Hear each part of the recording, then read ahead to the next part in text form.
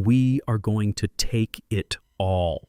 That is what my greedy daughter-in-law shouted as she stormed into the driveway of my newly built property. She did not just walk in. She stomped in like she owned every single plank of wood and every brick in the foundation. I just stood there sanding a piece of white oak and watched her strut inside. She had a piece of paper in her hand that she waved like a weapon. She thought it was her ticket to a life of luxury. She thought she had won. But the moment she saw what was actually waiting for her inside that massive wooden mansion, she dropped to her knees, and not in prayer, but in absolute devastation. If you are watching this, hit the like button and subscribe, because what I am about to tell you is exactly how you handle people who mistake your silence for weakness. Let me know in the comments where you are watching from. My name is Thaddeus Moore. Most people call me Thad. I am 73 years old. I have lived on the south side of Chicago my entire life. My hands are rough. My skin is like worn leather. When people see me in my stained work overalls covered in sawdust, they see an old black man who probably fixes chairs for a living. They do not see the man who built half the commercial district in this neighborhood back in the 80s. They do not see the man who owns 3 city blocks. And they certainly do not see a man worth millions. I learned a long time ago that in Chicago, you do not flash your money. You bury it in the foundation. You hide it in the walls. My wife, Beatrice. God rest her soul, and I lived by a simple code. Be rich in assets, but look poor in public. It keeps the tax man quiet and the beggars away. But I made one mistake. One fatal mistake. I spoiled my only son, Andre. And Andre brought a viper into our nest. I was in the middle of the main hall of the new construction project when I heard the engine. It was not the sound of a work truck. It was the aggressive roar of a Mercedes G-Wagon engine. I did not even have to look up to know who it was. The car tires screeched on the gravel driveway I had just laid down yesterday. I kept my head down. I kept my sandpaper moving against the grain of the wood. Rhythm, patience, control. These are the things a carpenter needs. These are the things a father needs when he realizes he raised a fool. The heavy oak door slammed open. It hit the wall with a crack that echoed through the empty space. And there she was, Tiffany, my daughter-in-law. She is 34 years old with blonde hair that costs more to maintain than my first car and a face full of makeup that cannot hide the ugliness of her spirit. She was wearing heels that were completely inappropriate for a construction site. Click, clack, click, clack. The sound of entitlement approaching. Behind her trailed Andre, my son. 38 years old, and he still walked with his shoulders hunched like a teenager in trouble. He was wearing a designer suit that looked too tight on him. He could not even look me in the eye. He was staring at his Italian leather shoes, trying to avoid the gaze of the man who taught him how to walk. "Old man, give me the keys right now," Tiffany screamed. Her voice was shrill. It cut through the peaceful smell of sawdust and pine. "We are taking it all. Do you hear me, Thaddeus? We are taking this house. We are taking the land. And we are taking control." I blew the dust off the wood I was working on. I placed the sanding block down on the workbench. Slowly, deliberately. I wiped my hands on a rag. I looked up. "Good morning to you too, Tiffany," I said.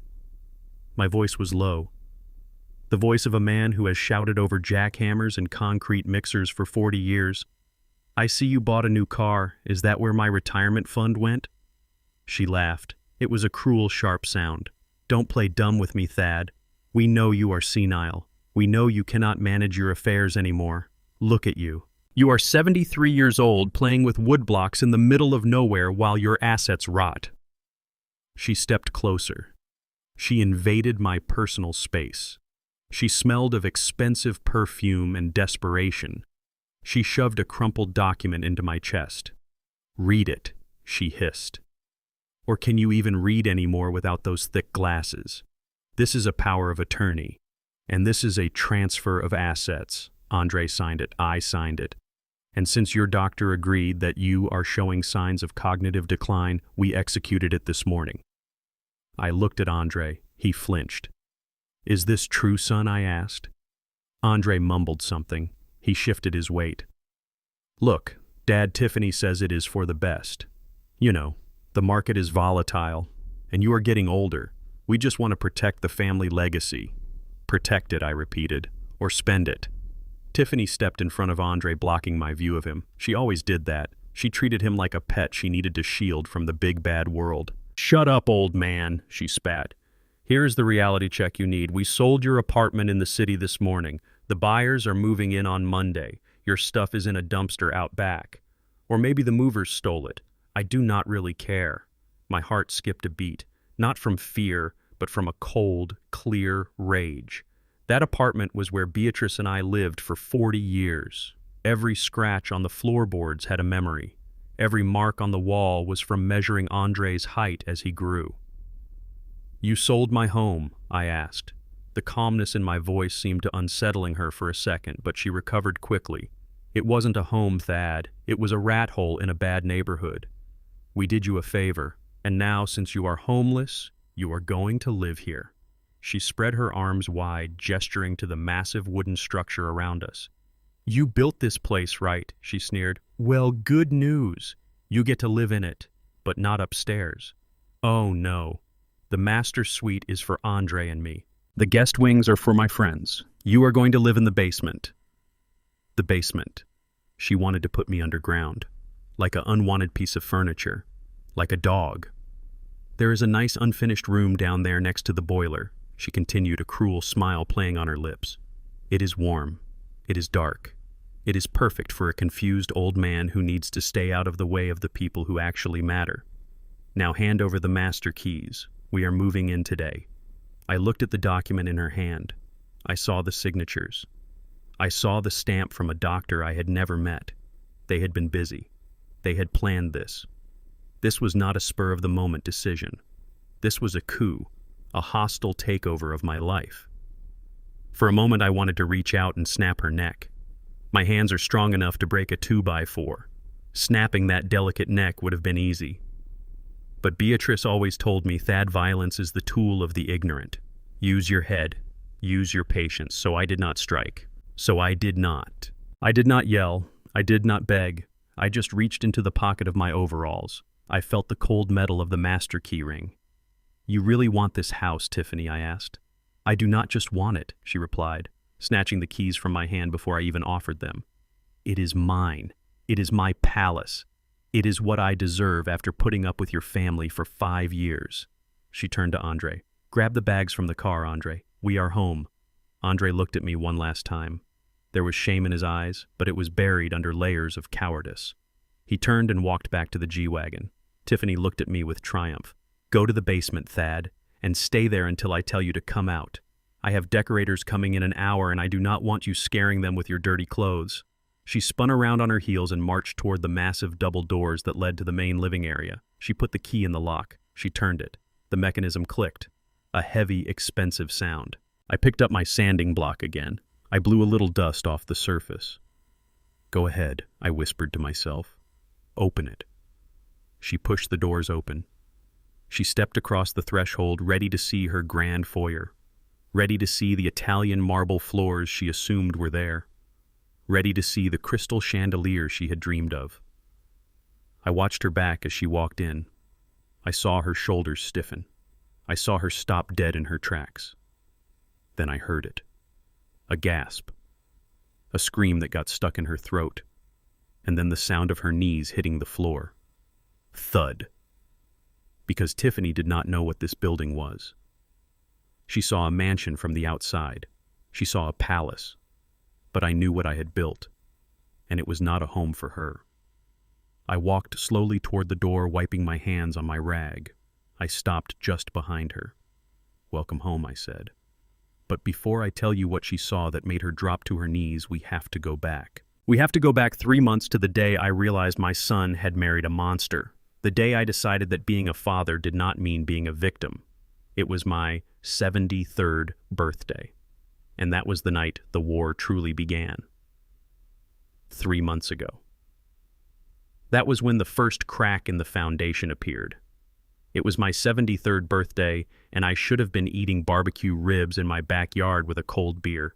Instead, I was sitting in a restaurant called Le Monde, where the lighting was so dim you needed a flashlight to read the menu, and the waiters looked at my calloused hands like I was going to steal the silverware. This was Tiffany's idea. She said she wanted to treat me. She said I deserved a taste of the high life. What she really meant was that she wanted an audience for her latest performance. We were seated at a round table in the center of the room. Tiffany made a show of complaining about the location until the host moved us to a booth by the window. Andre sat next to her, looking like a terrified child waiting for a scolding. I sat opposite them, wearing my best Sunday suit. It is a good suit. Wool. Tailored 20 years ago. But in this place, surrounded by men in Italian silk, I felt like a relic. The waiter approached, and before I could even ask for a glass of water, Tiffany snatched the wine list. She did not even look at the prices. Her eyes scanned the vintage years. "We will take the Chateau Margaux," she said, snapping the menu shut, "and bring 3 glasses. My father-in-law has never tasted real wine before.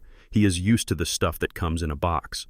I saw the price on the menu before she closed it, $550 for fermented grape juice. I felt a tightening in my chest. Not because I could not afford it. I could buy this entire wine cellar if I wanted to. But because of the disrespect. Because of the assumption that my money was her playground. Tiffany smiled at me. A predator's smile. "Happy birthday, Thad. You are going to love this. It is an investment in your palate." Investment. That was her favorite word. She used it for shoes. She used it for vacations. She used it for everything except actual work. The waiter poured the wine. I took a sip. It tasted like vinegar and pretension. So Thad, she started twirling the stem of her glass. "I ran into the Davises the other day. You know, the family that owns the steel mills. They were asking about you. Well, about Andre, really. They wanted to know what family he came from." She paused, taking a long, dramatic sip. "I told them you were in construction," she said. "I did not want to say carpenter. It sounds so manual, so lowly.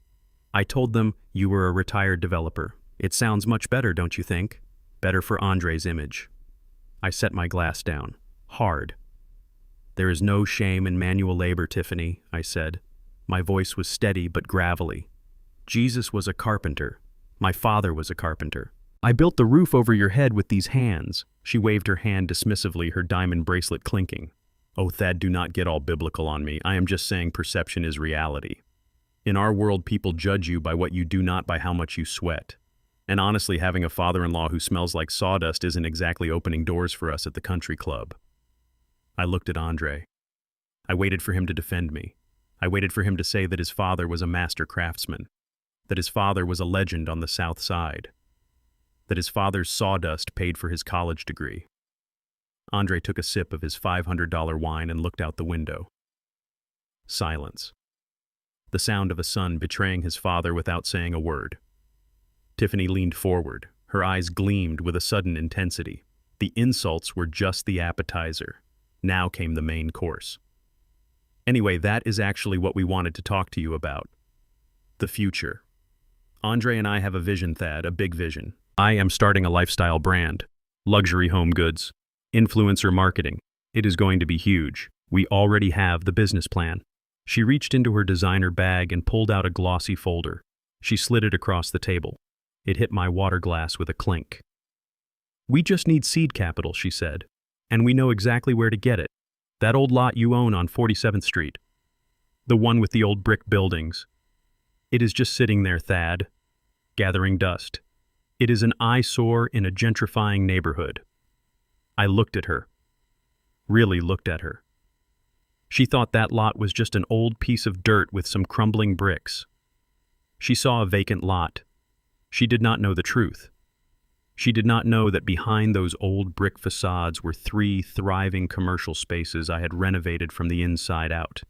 A barber shop that had been there for 30 years, a grocery store that fed the neighborhood, and a community center I rented out for $1 a year. She did not know that the land was held in a trust. She did not know that those 3 blocks generated more passive income in a month than she would earn in her entire life. She saw a dusty lot. I saw a legacy, and she wanted me to sell it, to fund a lifestyle brand. I pushed the folder back. I did not open it. "No," I said. Tiffany blinked. Her smile faltered. "Excuse me." I said no, I repeated. "I am not selling the 47th Street property. Not now, not ever. That land is for the community. It is not for selling scented candles on the internet." Tiffany's face turned a shade of red that matched her lipstick. She looked at Andre. "Do something," she hissed. Andre cleared his throat. He looked like he was about to vomit. "Dad, come on. Tiffany has worked really hard on this, and the land, I mean, what do you even do with it? It is just sitting there. You could liquidate it, give us the start we need, and you could keep the rest for your retirement home, liquidation, retirement home. They had it all figured out. Sell my legacy, put me in a home, spend the cash. I leaned forward. My elbows rested on the white tablecloth. Andre, look at me, I said. My voice was low, but it carried the weight of a sledgehammer. Do you have any idea what that land represents? Do you have any idea what I sacrificed to buy those blocks in 1982 when nobody wanted to invest in our neighborhood? I did not buy it to sell it to the first developer who waved a check, and I certainly did not buy it to fund your wife's vanity project. Tiffany slammed her hand on the table. The cutlery jumped. Several heads turned our way. Vanity project, she spat. Her voice rose an octave. You selfish old man. You are sitting on a gold mine and you are letting it rot just to spite us. You are jealous. That is what it is. You are jealous that Andre has a vision and you are just a woodworker. She stood up. Her chair scraped loudly against the floor. You listen to me, Thaddeus Moore. We are going to build this empire with or without you. But if you do not sign that land over, if you do not help your son when he is begging you, then you are done. She pointed a manicured finger at my face. You will not see us. You will not see your future grandchildren. You will die alone in that sawdust-filled apartment, and we will not even come to claim the body. Is that what you want? Is your precious brick pile worth that? The threat hung in the air, heavy, toxic. She was using children that did not even exist yet as bargaining chips. She was weaponizing my own loneliness against me. I looked at Andre again. One last chance, son. One last chance to be a man. Andre, Tiffany. Sit down, everyone is looking, he whispered.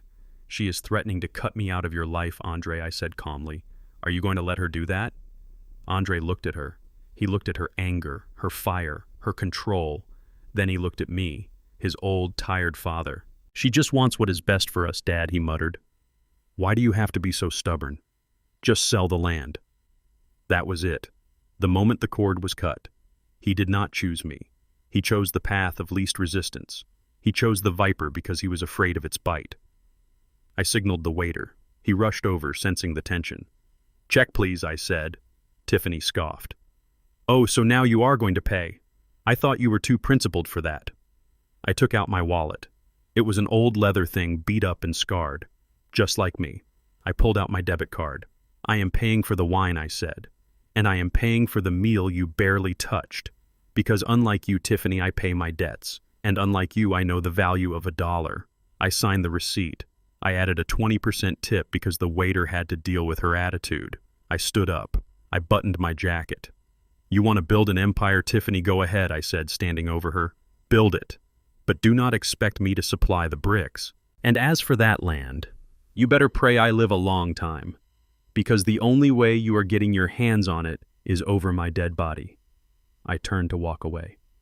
And Thad, she screamed after me, causing the entire restaurant to fall silent. When you die, and you will die soon, old man, we are going to take it all anyway. We will take the land, we will take the money, and we will dance on your grave. I did not look back. I walked out of that restaurant and into the cold Chicago night. My heart was breaking for my son, but my mind was already working. They wanted a war. They wanted my assets. They thought I was just a stubborn old carpenter standing in the way of their inheritance. They had no idea. I got into my old pickup truck. It rattled as I started the engine. I drove straight to my office. Not the workshop, the office. The one in the back of the barber shop on 47th Street. The one with the steel-reinforced door and the safe hidden in the floor. I sat at my desk and I pulled out the ledger. The real ledger. The one that listed every asset, every account, every lease. They wanted to take it all. I picked up the phone and dialed a number I had not called in years. It was late, but I knew he would be awake. Goldstein, I said when the voice answered. It is Thaddeus. Wake up, we have work to do. What kind of work? Thad the lawyer asked, his voice raspy with sleep. Asset protection, I said. And bring your shark teeth. I need to move some things around. I need to make sure that on paper I am worth less than the shoes on my feet. But in reality, I looked at the blueprint of the wooden mansion sitting on my desk. The mansion Tiffany thought was for her. In reality, I am going to build a trap, Goldstein. A trap made of wood and greed, and I need you to help me bait it." That night, while Tiffany and Andre were probably celebrating their victory, thinking they had scared the old man into submission, I was laying the first brick of their destruction. I was not just a carpenter, I was an architect. And I was about to design their ruin. The invasion did not happen with a knock on the door. It happened with the sound of a moving truck backing over my rose bushes. It was a Tuesday morning, 2 weeks after the birthday dinner.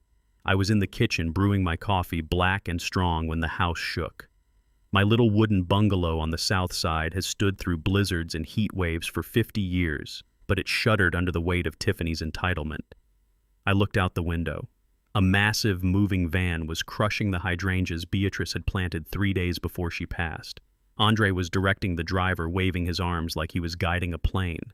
Tiffany was already on the porch, kicking my front door with the toe of her boot. "Open up, Thad," she shouted.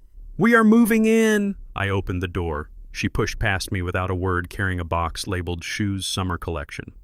Andre followed, carrying 3 suitcases. He looked at me with that same cowardly expression he had worn at the restaurant. "Sorry, Dad," he mumbled, not stopping. "Our lease was up. And Tiffany said since the mansion is not ready yet, we should stay here. It is just temporary, just until the paint dries on the big house." Temporary. That word is the favorite lie of the squatter. "You could have asked," I said, closing the door against the cold wind. "This is my house, Andre. Not a hotel. Not a storage unit." Tiffany dropped the box on my hardwood floor with a heavy thud. She looked around the living room, curling her lip like she smelled something rotten. "Ask," she scoffed. "Why should we ask? We are family. And honestly, Thad, you have too much space here for one old man. Look at this junk. It smells like mothballs and poverty. We are doing you a favor by livening the place up. Plus, we need to be close to the construction site to supervise. I do not trust you to handle the finishes properly." She started pointing at things. My recliner, the oak coffee table I built with my own hands, the display cabinet with Beatrice's ceramic angel collection. That goes, and that definitely goes," she ordered, snapping her fingers at Andre. "Move it all to the garage. I need space for my yoga mat and my ring lights." I stood in the center of my living room watching them dismantle my life. I wanted to throw them out. I wanted to toss their designer luggage into the street. But I remembered Goldstein's advice. Let them get comfortable, Thad. Let them think they have won. The deeper they dig in, the harder it will be for them to climb out when the trap springs.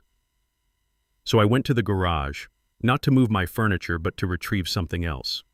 When I came back inside an hour later, the air in the house had changed. It was thick with the smell of her perfume covering up the scent of my coffee. I walked down the hallway toward the back bedroom, the small room with the stained glass window. It was Beatrice's prayer room. After she died, I kept it exactly as she left it. Her Bible open on the small altar, her rosary beads, the quilt she was sewing. It was the only place in the house where I could still feel her presence. It was holy ground. The door was open. I stepped inside and my breath hitched in my throat. The altar was gone. The Bible was gone. The quilt was gone. In their place was a rack of bright, gaudy clothes. A massive circular light on a tripod stood where her kneeling bench used to be. A smartphone was mounted in the center of the light facing a mirror. Tiffany was standing there holding up a neon pink dress, talking to her phone. "Hey guys, welcome back to Tiff's Tips," she chirped, her voice fake and high-pitched. "Today we are broadcasting from my new temporary studio. It is a little rustic right now, but we are going to renovate everything. Just wait until you see the mansion we are building. #luxury life, #new beginnings." She saw me in the mirror. She did not stop recording. She just rolled her eyes and waved me away. I walked over to the corner where a black trash bag sat bulging. I opened it. Inside were Beatrice's things. Her Bible was bent. The ceramic angels were chipped. The quilt she had spent 6 months stitching was wadded up at the bottom, stained with what looked like coffee. "What is this?" I asked. My voice was a whisper, but it vibrated in the small room. Tiffany stopped her video. She sighed loud and long. "Oh my God, Thad, do not be dramatic. It is just old junk. I needed the space for my content. This room has the best natural light. Nobody uses prayer rooms anymore. It is creepy. I am repurposing it." I am bringing energy into this dead house. She called my wife's memory junk. She called my sanctuary creepy. I looked at the trash bag. I looked at her. You threw her Bible in the trash, I said. It is just a book, she snapped. Buy a new one. Now get out. You are ruining my lighting. I picked up the bag. I lifted it with the reverence of carrying a body. I did not say a word. I did not scream. I turned around and walked out. I took the bag to my bedroom. I cleaned off the angels. I smoothed out the pages of the Bible. I folded the quilt. I put them in my cedar chest and locked it. Then I went to my toolbox. I did not take out a hammer. I took out a small black case I had bought from a surveillance contact Big Mike introduced me to. If they wanted to turn my house into a stage, I would make sure I had a front row seat to the performance. I waited until they went out for dinner. Tiffany wanted sushi, and she made Andre drive her across town because the local places were too ghetto for her. The moment the taillights of the G-Wagon disappeared, I went to work. I am a carpenter. I know how to hide things in wood. I installed a camera the size of a pinhead in the trim of the living room molding. I put one in the smoke detector in the kitchen. I put one in the hallway facing the prayer room. I put audio recorders behind the outlet covers. I worked fast. My hands were steady. Every screw I turned was a promise. Every wire I connected was a tightening of the noose.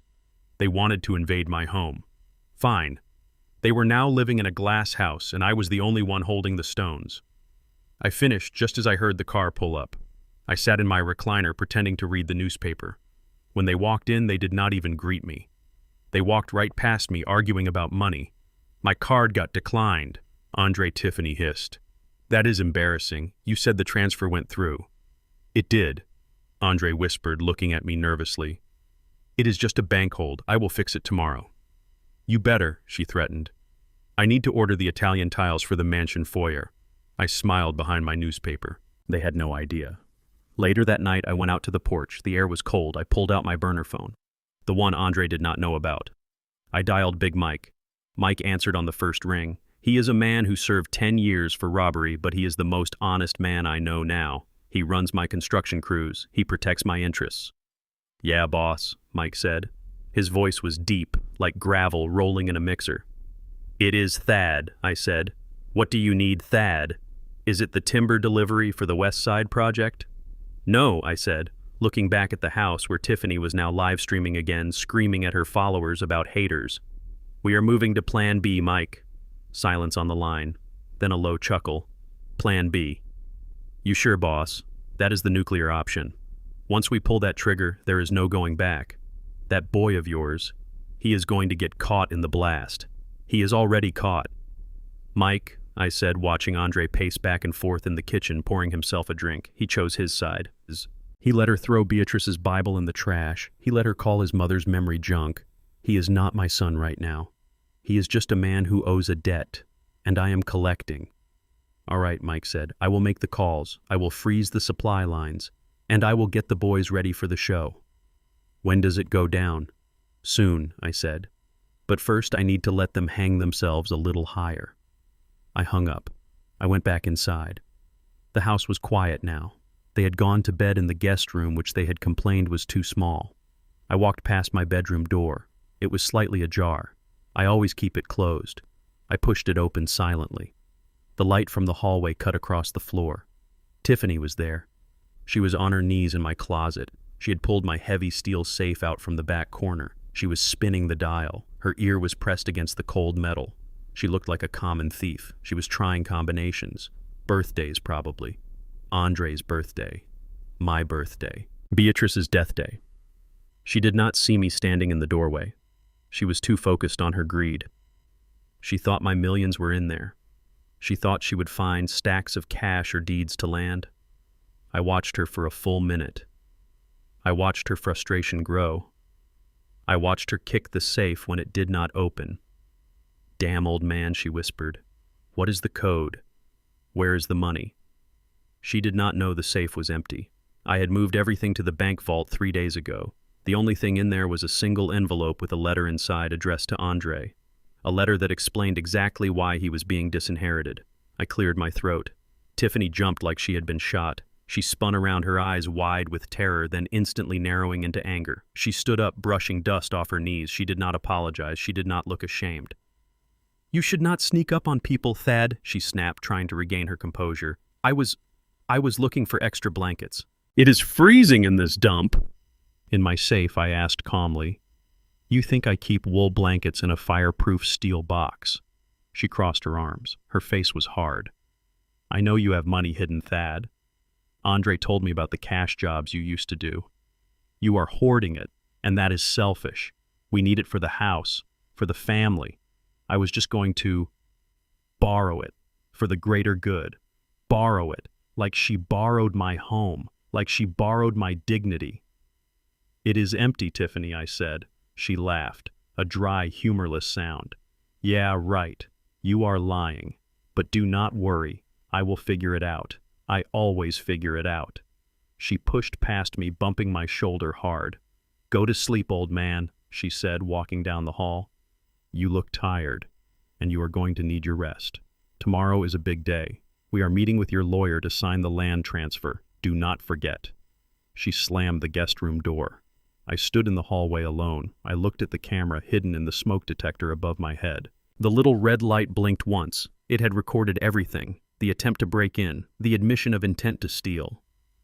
I walked into my room and pushed the safe back into the closet. Tomorrow was indeed a big day, but not the day she thought it was. She thought she was taking my land. She did not know she was signing her own warrant. I lay in bed staring at the ceiling. I listened to the house settle. I listened to the wind outside. And for the first time in weeks, I smiled. Because I knew something they didn't. The wood I used to build that mansion. The one she was so desperate to own. It was not just wood. It was a Trojan horse. And she had just invited it into her life. Sleep well, Tiffany, I whispered to the darkness, because the nightmare is just beginning. They brought the devil into my kitchen at 10 in the morning. He did not have horns or a pitchfork. He had a polyester suit that was 2 sizes too small and a briefcase that looked like it was bought at a pawn shop. His name was Mr. Sterling, but there was nothing precious about him. He smelled of stale cigarette smoke and cheap cologne, the kind that tries to cover up the scent of a man who knows he is doing something wrong. Tiffany marched him in like he was a prize poodle. She cleared off my kitchen table, sweeping my newspaper and my cup of coffee aside without asking. Sit down, Thad, she ordered, pulling out a chair. This is Mr. Sterling. He is a specialist in estate law. We are here to save you from yourself. I sat down slowly. I let my bones creak. I let my mouth hang open just a little bit. The mask of the confused old man was becoming second nature to me. Estate law, I mumbled, adjusting my thick glasses. I already have a will. Beatrice and I wrote it in 1995. That will is ancient history, Dad, Andre said. He was standing by the refrigerator, wringing his hands. Sweat was beading on his forehead even though the house was cold. He looked like a man walking to the gallows. Mr. Sterling opened his briefcase. He pulled out a stack of documents thick enough to choke a horse. He spread them out on the table. Mr. Moore, he began, his voice oily and fast. The laws have changed significantly since 1995, specifically regarding inheritance tax. If you pass away with these properties in your name, the government is going to take 40%, maybe more. Your son will be left with nothing but a tax bill he cannot pay. Do you want that? Do you want to burden your only child with debt from the grave?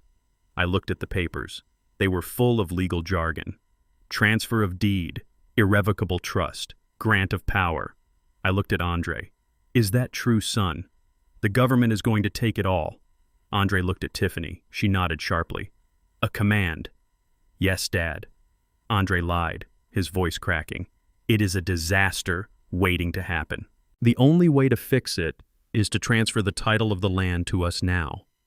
To a holding company Tiffany and I set up. It protects the asset. It keeps it in the family. It is just a formality, really. Nothing changes for you. You still live here. I leaned forward, squinting at the papers. I saw the name of the holding company, T&A Future Ventures, LLC, Tiffany and Andre. So I sign this and the land belongs to you, I asked. Technically, yes, Mr. Sterling said, tapping the signature line with an expensive-looking pen that I knew was a fake. But beneficially, it is still yours. It is just legal protection.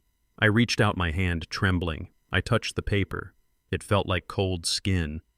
I do not know, I whispered. My father always said, never sign anything you cannot read. And my eyes, they are not so good these days. Tiffany slammed her hand on the table. We do not have time for stories about your father, Thad, she snapped. Just sign the damn papers. Why the rush, I asked, looking up at her. If it is just for taxes, we have time. I am not dead yet. Tiffany's eyes went wide. She looked at Andre. It was the look of a cornered animal. Tell him, Andre, she hissed. Tell him the truth. Or at least the version of it he can handle. Andre collapsed into the chair opposite me. He put his head in his hands. He started to cry. Great heaving sobs that shook his shoulders. Dad, please, he choked out. It is not just taxes, it is the bank. The bank, I asked. I took out a business loan. Andre sobbed. For a startup, a tech thing. It went bad, Dad. It went really bad. The market crashed, and I guaranteed the loan personally. How much, I asked, my voice steady. 200,000, Tiffany interjected quickly. He owes $200,000. If we do not show assets, if we do not show collateral by tomorrow morning, the bank is going to seize our accounts. They are going to put Andre in jail for fraud, Dad. Do you want your son to go to prison? Do you want him to be locked up with animals because you were too stubborn to sign a piece of paper? I looked at my son. He was nodding, weeping. Please, Dad. I do not want to go to jail. I looked at them, and I felt a cold pit in my stomach. Not because I was scared, but because I knew the real truth. Big Mike had followed Andre 3 nights ago. He did not go to a tech startup meeting. He went to a warehouse down by the docks, an illegal gambling den run by the Serbian mob. Andre did not owe $200,000 for a business loan. He owed $2 million. And he did not lose it on the stock market. He lost it on crypto futures and poker.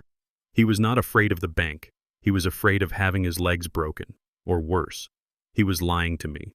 Even in his desperation, he was lying. He was trying to steal my land to pay off a gambling debt that would swallow him whole anyway.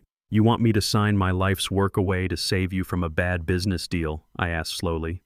It is the only way, Tiffany said, leaning in close. Her eyes were predatory. Sign the paper, Thad. Save your son. Or watch him get dragged away in handcuffs. And remember, if he goes to jail, I am leaving. And you will be all alone. No son, no daughter-in-law. Just a lonely old man dying in a wooden box. She pushed the pen into my hand. I looked at the pen. I looked at the paper. I knew that if I signed this validly, they would have the land. They could sell it tomorrow. They could pay off the mob. And I would be on the street. But I also knew that if I refused right now, Tiffany might get violent. Or Andre might do something stupid. I needed to buy time. I needed them to think they had won so they would lower their guards. I let my hand shake. I let it shake so bad the pen tapped a rhythm against the table. Okay, I whispered. I will save him. I cannot let my boy go to jail. Good decision, old man, Tiffany said, her voice dripping with triumph. Right there, next to the X. I brought the pen down to the paper. I squinted. I pretended to struggle with the focus. And then I did it. My legal signature, the one on file with the county, the one on my bank accounts, is Thaddeus B. Moore. The B stands for Booker, my mother's maiden name. It is a very specific signature with a loop on the T and a sharp line under the Moore. But on this paper, with my hand shaking violently, I wrote something else. I wrote T.D. Moore, no loop, 1 O in Moore. And the middle initial was wrong. To the naked eye of a greedy daughter-in-law and a sweating son, it looked like the signature of a frail, dying old man. To a court of law, it was scribbles. It was invalid. It was signed under duress by a man who clearly could not see what he was doing. And most importantly, it did not match the legal specimen. I dropped the pen. I slumped back in my chair, breathing hard like I had just run a mile. There I wheezed. It is done. Now leave me alone. Mr. Sterling snatched the papers up before the ink was even dry. He looked at the signature briefly. He did not care. He just wanted his fee. It looks sufficient, he said, stuffing the papers back into his briefcase. I will file these with the county clerk first thing in the morning. Tiffany grabbed the papers from him. She hugged them to her chest like they were a newborn baby. Finally, she breathed. She looked at me. Her face changed. The mask of concern vanished instantly, replaced by a look of pure, unadulterated disgust. You took long enough, old man, she said. You almost gave me a heart attack." She turned to Andre. "Get up. Stop crying. We have what we came for. We need to go meet the lender." Andre stood up, wiping his face. He looked at me. There was a moment, just a second, where he looked like he wanted to say thank you, where he looked like he wanted to apologize. But Tiffany grabbed his arm. "Move it, Andre. We do not have time for sentiment." They marched out of my kitchen. Mr. Sterling scuttled after them like a cockroach fleeing the light. I sat there in the silence. I listened to the front door slam. I listened to the G-Wagon start up. I stood up. I walked to the window. I watched them drive away.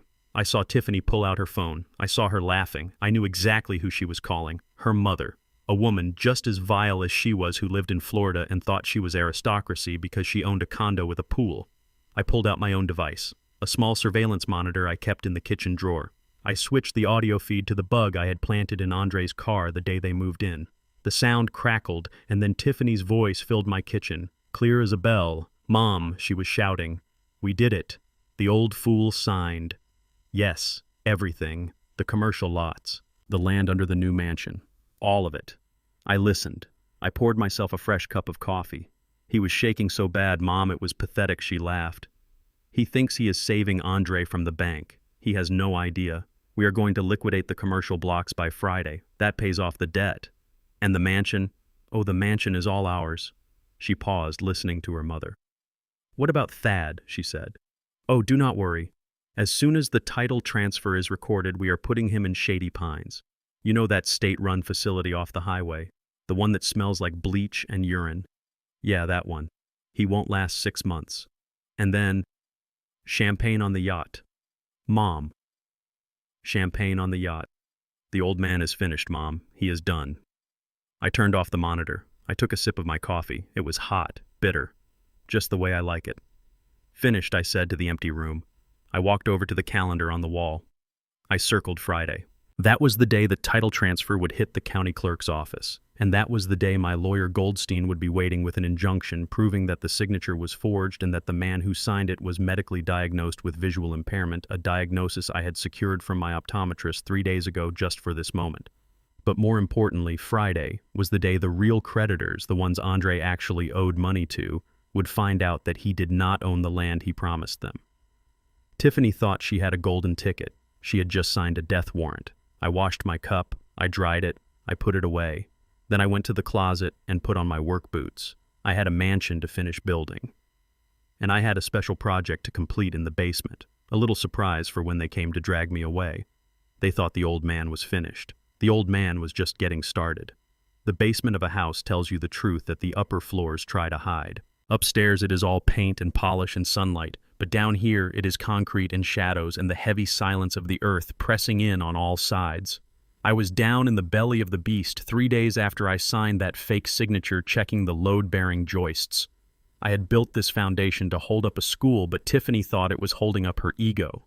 I wanted to make sure the reinforced steel I had buried in the concrete was settling right. I was running my hand along a cold steel beam when I heard the footsteps on the stairs. They were not the sharp click of Tiffany's heels. They were heavy, dragging steps. The steps of a man walking to his own execution. I did not turn around. I kept my flashlight trained on the sump pump gauge. I knew it was Andre. I could smell his fear. It smelled like sweat and expensive scotch. He had been drinking since breakfast. "Dad." His voice was a whisper barely louder than the hum of the furnace. I kept working. I took a wrench from my belt and tightened a bolt that did not need tightening. "What do you want, Andre?" He walked closer. He stopped just at the edge of the light pool my flashlight made on the floor. I could see his shoes, Italian leather scuffed at the toe. He was ruining good shoes in a dirty basement. That was Andre in a nutshell. Ruining good things because he did not know how to take care of them. I wanted to see if you were okay. I turned then. I shone the light on his face for a second before dropping it to his chest. He looked terrible. His eyes were red, his skin was gray. He looked like he had aged 10 years in 3 days. "I am fine, son. Just checking the work. You know me. I like to make sure things are solid before I walk away." He flinched at the words, "walk away." He leaned against a wooden support pillar. He looked like he wanted to slide down it and curl into a ball on the concrete. "Dad, about the papers, about the transfer. I need you to know something. It is not I did not want to do it, Tiffany, He stopped. He was choking on his own cowardice. She what, Andre? She held a gun to your head. She forged your hand. Or did she just promise you a life you are too lazy to earn yourself? No, Dad, it is not like that. It is just the debt. The people I owe money to, they are not like the bank. They are bad people. If I do not pay them by Friday. He started to cry again, silent tears running down his face. I looked at him, my only son, the boy I taught to ride a bike, the boy I taught to hold a hammer. Somewhere along the line I had failed him. Or maybe he had just failed himself. I took a step toward him. For a second, just a split second, I thought about telling him. I thought about telling him that the signature was fake, that the land was safe, that I had the money to pay off his mob debt 10 times over if he would just leave that woman and come back to the family. I wanted to save him. It is a father's instinct. Andre, listen to me, I said, my voice softening. You are in trouble. I know that. But you are digging the hole deeper. You are trusting the wrong person. Tiffany does not care about you. She cares about the lifestyle you promised her. If you tell me the truth right now, the whole truth, maybe we can fix this. He looked up. Hope flickered in his eyes. A tiny, fragile flame. Dad, I messed up. I owe $2 million, not 200,000. And Tiffany, she is... He was about to say it. He was about to confess. He was about to break the spell. And then the door at the top of the stairs slammed open. Andre. Her voice was like a whip crack. It echoed off the concrete walls and shattered the moment instantly. The hope in Andre's eyes died. It was replaced by pure terror. Tiffany came down the stairs. She was not wearing heels today. She was wearing boots, ready for war. She stomped down the wooden steps, each footfall a declaration of ownership. "What the hell are you doing down here?" she screamed. "I have been looking everywhere for you. The landscape architect is upstairs waiting to discuss the Japanese garden, and you are down here in the dark with him." She pointed a finger at me like I was a rat she had found chewing on the wires. She marched up to Andre and grabbed him by the lapels of his jacket. She shook him. "Are you crying? Are you seriously crying again? You are pathetic. You are a weak, pathetic little man. Get yourself together." She shoved him back against the pillar. Then she turned to me. Her eyes were cold, dead things. "And you? What are you doing? Trying to poison him against me. Trying to make him feel guilty. It is too late for that old man. The papers are filed. The clock is ticking." I did not say anything. I just reached into the pocket of my overalls and pressed the record button on the device I kept there. I shifted my stance so the camera button on my shirt was facing her directly. "I am just checking the foundation, Tiffany," I said calmly. "A house is only as strong as what is underneath it." She laughed. It was a harsh sound. "Save your metaphors for your carpenter friends, Thad. We do not need your advice. We need you gone." She looked around the basement, curling her lip in disgust. "This place is huge," she muttered. "Too big for storage. Maybe we can turn it into a wine cellar or a home theater. Once we get the smell of old man out of it." She turned back to Andre, who was wiping his eyes, trying to make himself invisible. "Listen to me, Andre," she said, her voice dropping to a conspiratorial hiss, but loud enough for the microphone in my pocket to catch every syllable. "We need to stick to the plan. Friday. As soon as the title clears, we move him." Andre looked at me, then at her. "Move him where, Tiffany? You said he could stay in the basement." Tiffany rolled her eyes. She looked at him like he was an idiot child. "Oh, grow up, Andre. He cannot stay here. Look at him. He is an eyesore. He wanders around in those dirty clothes. He smells. He watches us. I cannot have my friends over for cocktails with him lurking in the basement like a troll. It ruins the aesthetic." She took a step closer to Andre, lowering her voice but still projecting clearly. "I made a call this morning to that facility on the west side, the state-run one, Green Meadows. I knew Green Meadows. Everyone on the south side knew Green Meadows. It was where people went to die when nobody loved them. It was a warehouse for the forgotten. It smelled of urine and bleach and despair. They had been cited by the state 10 times for neglect. They sedated the patients to keep them quiet. Tiffany, that place is... It is a hellhole," Andre whispered, horrified. "It is affordable," Tiffany snapped. "And it is secure. They have a memory care unit. We will tell them he wanders. We will tell them he gets violent. Dr. Evans already wrote the referral letter after I gave him that bonus. They will keep him medicated, Andre. He won't even know where he is. He will be happy. He will be sleeping all day." She smiled. A terrible, predatory smile. "And the best part is the state pays for most of it once we show them he has no assets." Which he won't. Because as of Friday, all his assets belong to us.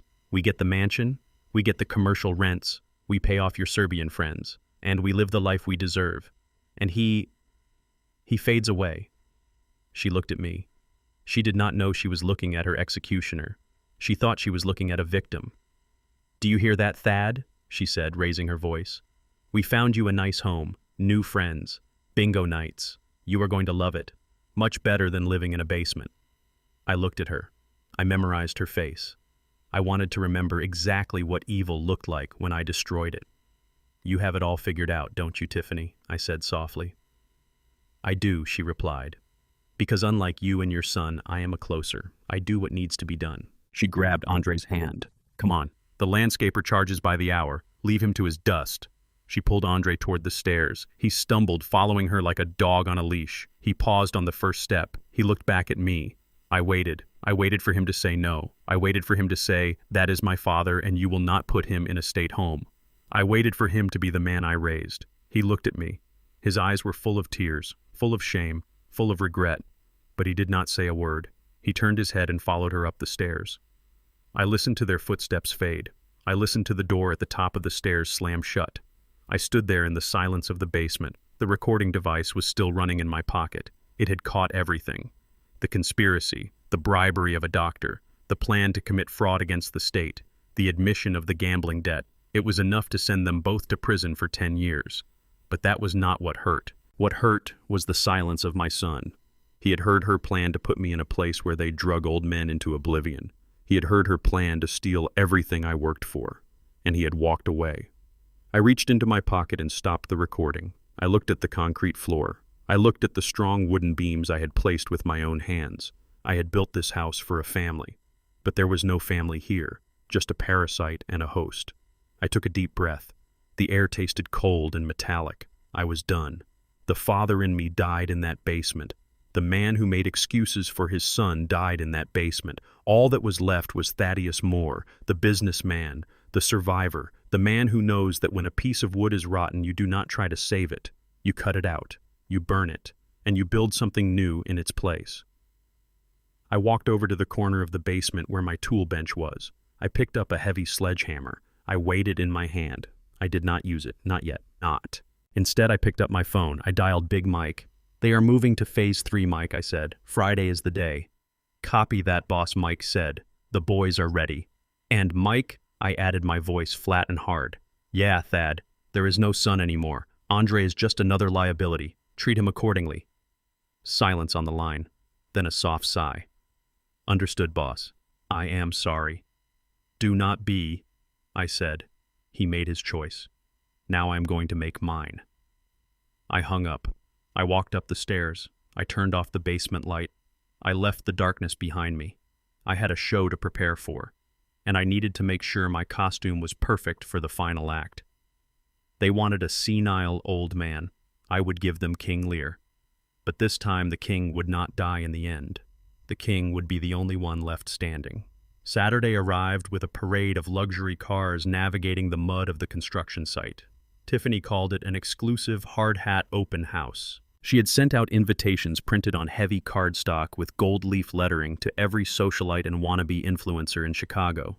She wanted to show off the skeleton of her future palace. She wanted to stand amidst the framing studs and raw plywood and tell people about the empire she was building. I called it a circus in a lumberyard. The house was not even close to finished. The roof was on, but the windows were just holes covered in plastic sheeting. The floor was subflooring. The air smelled of sawdust and wet concrete. But Tiffany had hired a staging company to set up a bar on the unfinished patio and hung string lights from the exposed rafters. It looked ridiculous, like putting a diamond necklace on a pig. At 4 in the afternoon, Tiffany found me in the garage where I was organizing my tools. She was wearing a hard hat that had been spray-painted pink and bedazzled with rhinestones. She held out a hanger. On it was a white waiter's jacket and a black bow tie. Put this on, she said. I looked at the jacket. It was cheap polyester. It looked like a costume from a high school play. I am a carpenter, Tiffany, I said, not taking the hanger. I built this frame. I do not serve drinks in it. She threw the hanger at me. It clattered against my chest and fell to the floor. Today, you are whatever I say you are, she hissed. My caterer had a call out. I am short a server. And honestly, it is the least you can do after that stunt with the signature yesterday. You scared me half to death. Now put it on. And listen to me closely, Thad. She stepped over a circular saw to get in my face. You are not my father-in-law today. You are not the owner of this land. You are the security guard. A nice charity case old man we keep around to watch the lumber at night. If anyone asks, you nod and smile. You do not talk about family. You do not talk about the past. You pour wine and you pick up napkins. Do you understand? I looked at the jacket on the floor. I thought about the recording in my pocket. I thought about the date circled on the calendar. Friday. Just 5 days away. I bent down slowly. My knees cracked. I picked up the jacket. I understand, I said. Good, she sniffed. And try to look less dusty. These are important people, Thad. People who matter. Do not embarrass me. She spun around and marched out, her heels sinking slightly into the dirt floor. I put on the jacket. It was tight across the shoulders. My arms are thick from 50 years of lifting timber. The sleeves were too short. I looked ridiculous. I looked like a bear trying to dress up as a penguin. I walked out to the patio. The guests were arriving, men in suits that cost more than my truck. Women in dresses that defied the Chicago wind. They walked gingerly over the gravel, holding their champagne flutes like holy relics. Andre was there standing by the bar. He was already drunk. I could tell by the way he was leaning too heavily on the counter. He saw me in the waiter's jacket. He looked away. He pretended to examine the label on a vodka bottle. I picked up a tray of hors d'oeuvres, smoked salmon on crackers. I started to circulate. The guests barely saw me. To them, I was just furniture, a pair of hands holding food. Oh, Tiffany, this place is going to be magnificent. One woman gushed, waving a hand at the empty air. The sightlines are incredible. Tiffany beamed. I designed it myself, she lied. I wanted an open flow, something that really captures the essence of modern luxury. We are importing the marble from Carrara next week. I stood there holding the tray, listening to her lie about the house I designed, listening to her take credit for the beams I placed. Who is the old guy? A man asked, pointing his glass at me. Tiffany laughed, a light tinkling sound that made my skin crawl. Oh, that is just Thaddeus. He is our night watchman. Poor old thing has been working this lot for years. We decided to keep him on. You know Charity. He gets confused sometimes, so just ignore him if he stares. The man chuckled. That is very noble of you, Tiff. Noblesse oblige, right? I gripped the tray so hard the metal bent slightly under my thumb. Night watchman, charity case, confused. I moved away before I dropped the salmon on his shoes. Then I saw her, walking up the driveway, avoiding the mud with the grace of a woman who has walked through steel mills and boardrooms, was Elena Ricci. My heart stopped for a second. Then it started beating with a different rhythm, a rhythm of opportunity. Elena Ricci is the CEO of Ricci Steel. She supplies half the construction material in the Midwest. She is worth $500 million. And she is one of my oldest friends. We did business together back in the 80s when she was just taking over her father's company, and I was the only contractor who would give her the time of day. We built the West Side Community Center together. Tiffany did not know this. Tiffany saw a wealthy woman in a $5,000 Valentino dress and saw a target for social climbing. I watched Tiffany rush over to her. Mrs. Ricci, Tiffany squealed, almost tripping over a stack of 2x4s. I am so honored you came. I know you are incredibly busy. Elena looked at Tiffany with cool, detached eyes. She adjusted her sunglasses. I was curious, she said. Her voice was like smoked glass, smooth and dark. I heard about this project, a massive timber frame in the suburbs. It is unusual. I wanted to see the craftsmanship. Tiffany preened. Oh yes, we spared no expense. My husband and I wanted the best. Please come in. Let me get you a drink. She snapped her fingers in my direction. She did not even look at me. Boy, she called out. Wine. For Mrs. Ricci. Now. Boy. The word hung in the air. Heavy. Ugly. Elena stiffened. I saw her head turn slightly. She looked at Tiffany, then she looked toward me. I lowered my head. I grabbed a bottle of red wine, a heavy, expensive Cabernet. I poured a glass. I walked toward them. My boots crunched on the subfloor. I kept my eyes down. "Here's your wine, ma'am," I mumbled, holding out the tray. Tiffany snatched the glass. She turned to hand it to Elena. And that is when I made my move.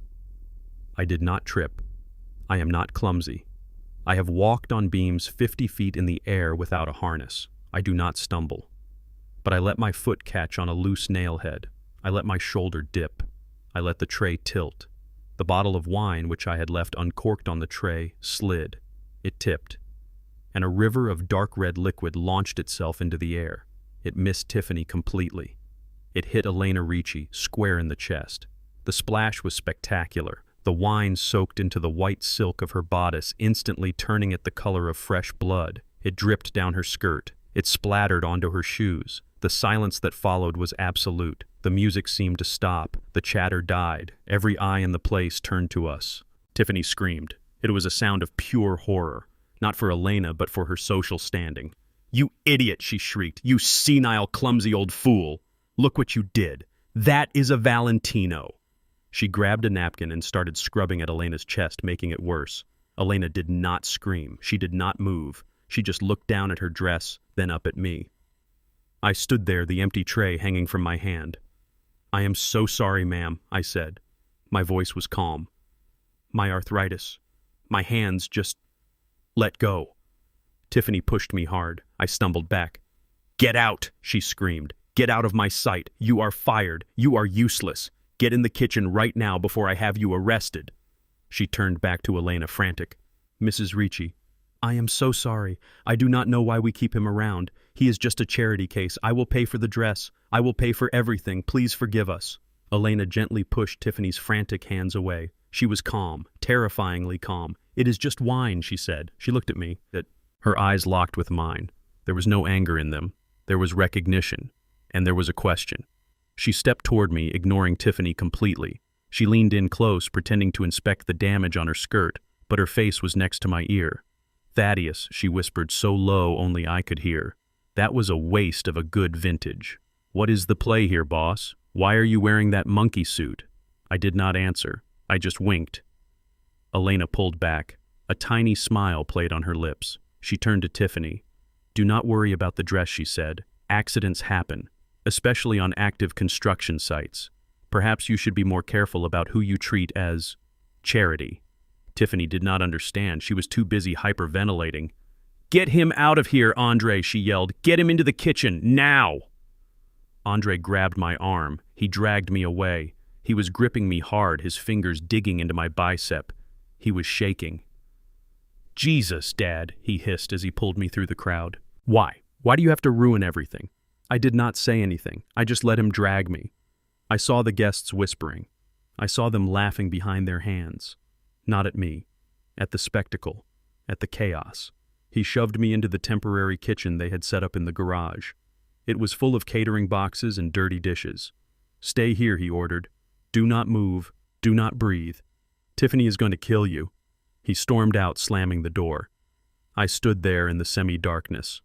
I took off the white jacket. I folded it neatly. I placed it on a stack of boxes. I waited.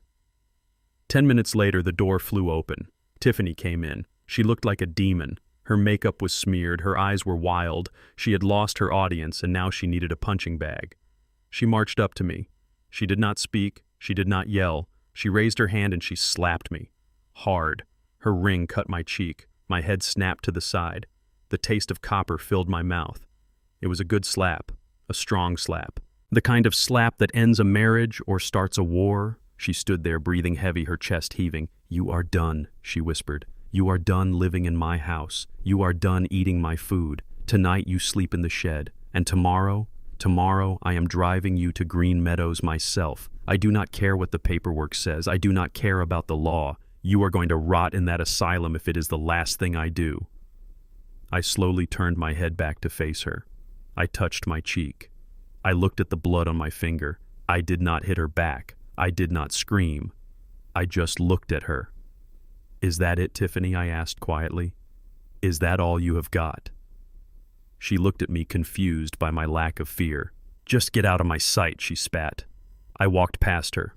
I walked out of the garage. I walked past the party where the guests were awkwardly trying to restart their conversations. I walked past Elena Ricci, who raised her ruined wine glass to me in a silent toast. I walked down the driveway to my old truck. I touched my cheek again. It stung. But the pain was good. It was clarifying. It was the final permission I needed. She had put her hands on me. She had drawn blood. The grace period was over. I got in my truck. I started the engine. I was not going to the shed. I was going to the Ritz-Carlton. I had a suite booked under the name of my holding company. I had a hot shower waiting. And I had a phone call to make to Goldstein. The trap was set. The bait was taken. And now the hunter was coming home.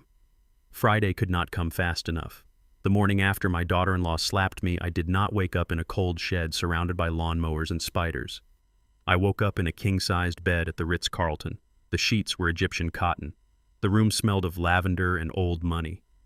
I touched my cheek. The cut from Tiffany's ring had scabbed over, leaving a thin, angry line. It throbbed a little, but the pain was distant. It was the pain of a memory, not a current reality. I ordered room service, steak and eggs, coffee, fresh squeezed orange juice. I ate it sitting by the window looking out over the Chicago skyline. Somewhere out there in the gray morning mist, Tiffany and Andre were probably waking up in my house. They were probably laughing about how they had finally broken the old man. They probably thought I was shivering in the backyard waiting for their permission to exist. They were wrong. At 9 o'clock sharp, I walked into the offices of Goldstein and Associates on the 42nd floor of the Hancock Building. Saul Goldstein has been my lawyer for 30 years. He is 75 years old, 2 years older than me, and he looks like a retired boxer who learned to hit with contracts instead of fists.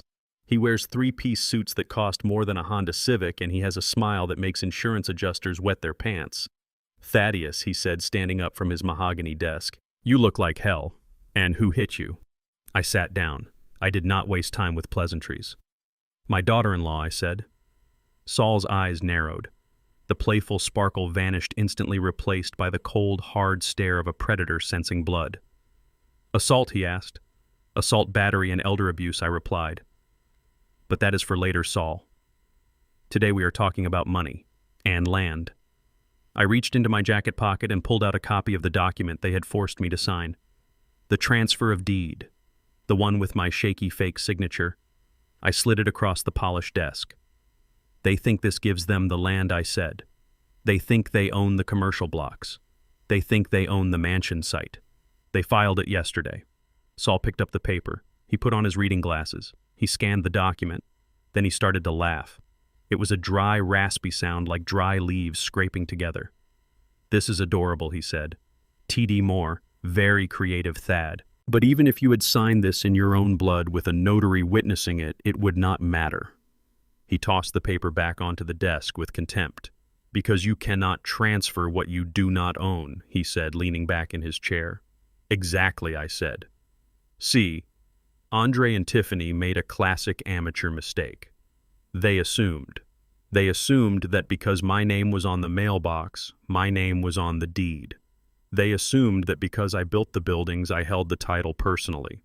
But 20 years ago, when Beatrice got sick, we sat down with Saul. We looked at the future. We knew Andre was weak. We knew he had a hole in his hand where money fell through. So we created a fortress. The Beatrice Moore Memorial Trust. Every piece of land I bought, every building I renovated, every commercial lease I signed went straight into the trust. I am the trustee. I manage it. I have the right to live on the properties. I have the right to build on them. But I do not own them. The trust owns them. Owns. And the trust has a very specific charter. It is irrevocable," Saul said, tapping his temple. "And the beneficiary is not Andre. It never was. The beneficiary is the community I said, the South Side. Educational programs, housing initiatives. Andre gets a stipend if he behaves, but he never gets the principal, and he certainly cannot sell the land to pay off a gambling debt. So this document," Saul said, gesturing to Tiffany's precious contract, "is toilet paper. It is legally void. They are trying to sell a bridge they do not own, but they do not know that yet," I said. "And I do not want them to know. Not until Friday." Saul nodded slowly, understanding the game. Friday. The day the creditors come calling. "So what is the play for today, Thad?" he asked. I leaned forward. "The cash," I said.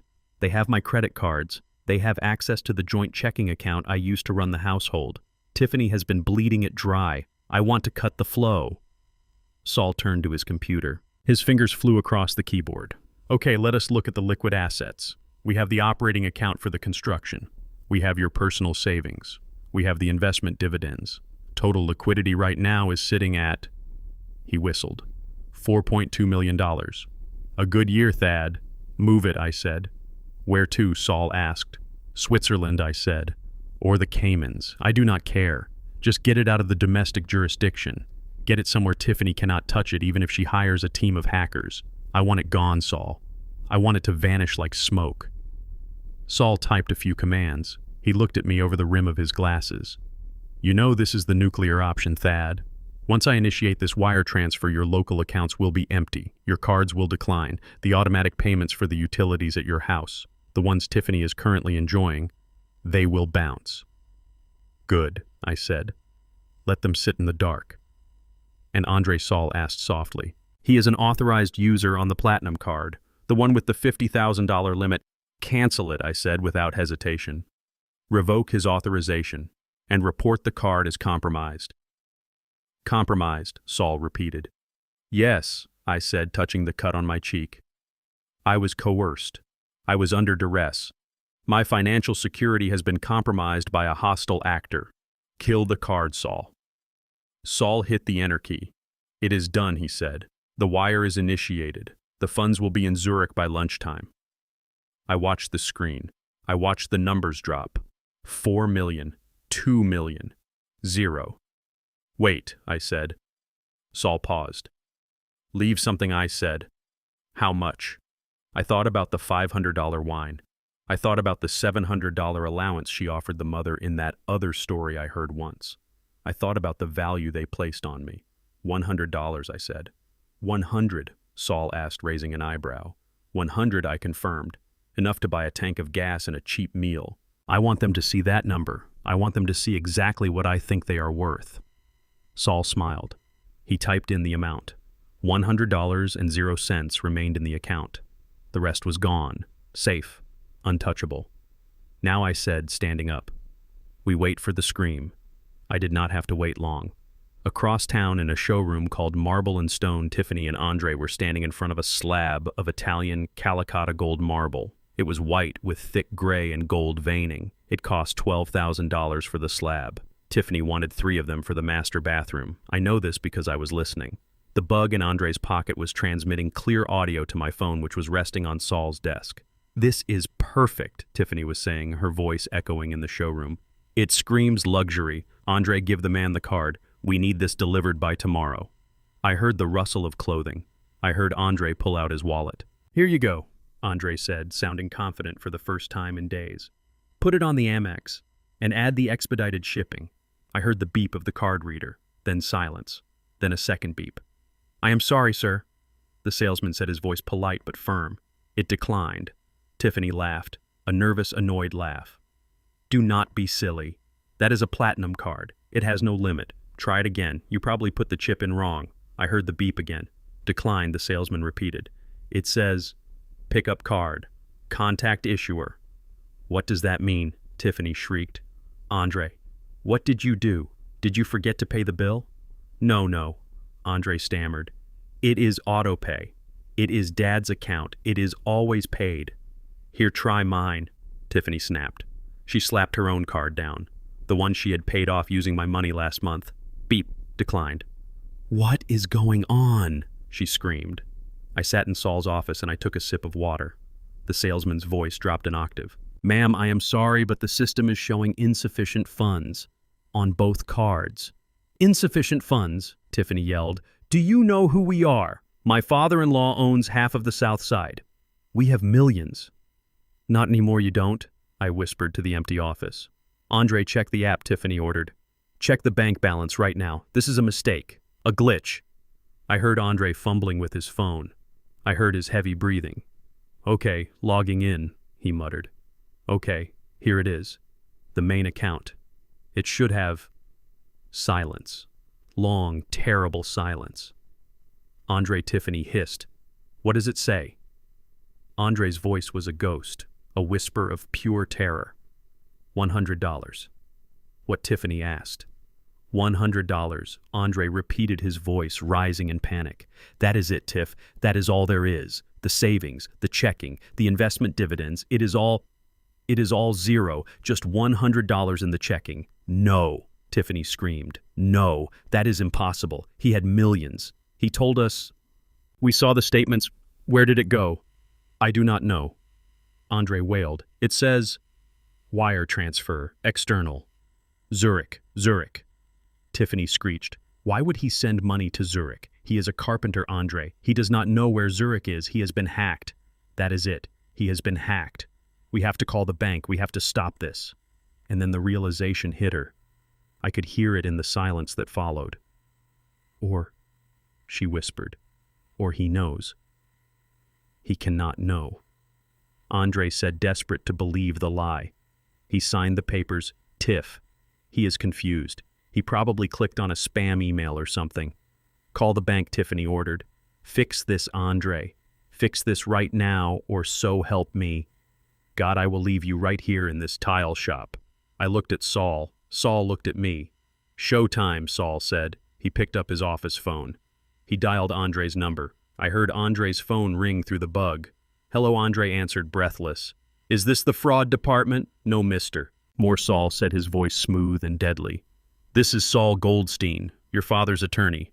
Goldstein, Andre said, confusion clouding his panic. Why are you calling?" "I am calling to notify you that your access to all accounts associated with Thaddeus Moore has been permanently revoked," Saul said. "Furthermore, we have flagged several recent transactions as fraudulent. An investigation has been opened." "Fraudulent," Andre squeaked. But Dad signed." "Your father is sitting right here," Mr. Moorsall interrupted, "and he is very lucid and very disappointed." I heard a gasp. It was Tiffany. She must have been pressing her ear to the phone. "Let me talk to him," she screamed. "Put the old man on." Saul looked at me, offering the receiver. I shook my head. "Mr. Moore has nothing to say to you," Saul said, "but he does have a message." "What is it?" Andre whispered. "The message is this," Saul said, looking at the sticky note I had written for him. "You have $100. Spend it wisely. It is the last inheritance you will ever see." Saul hung up.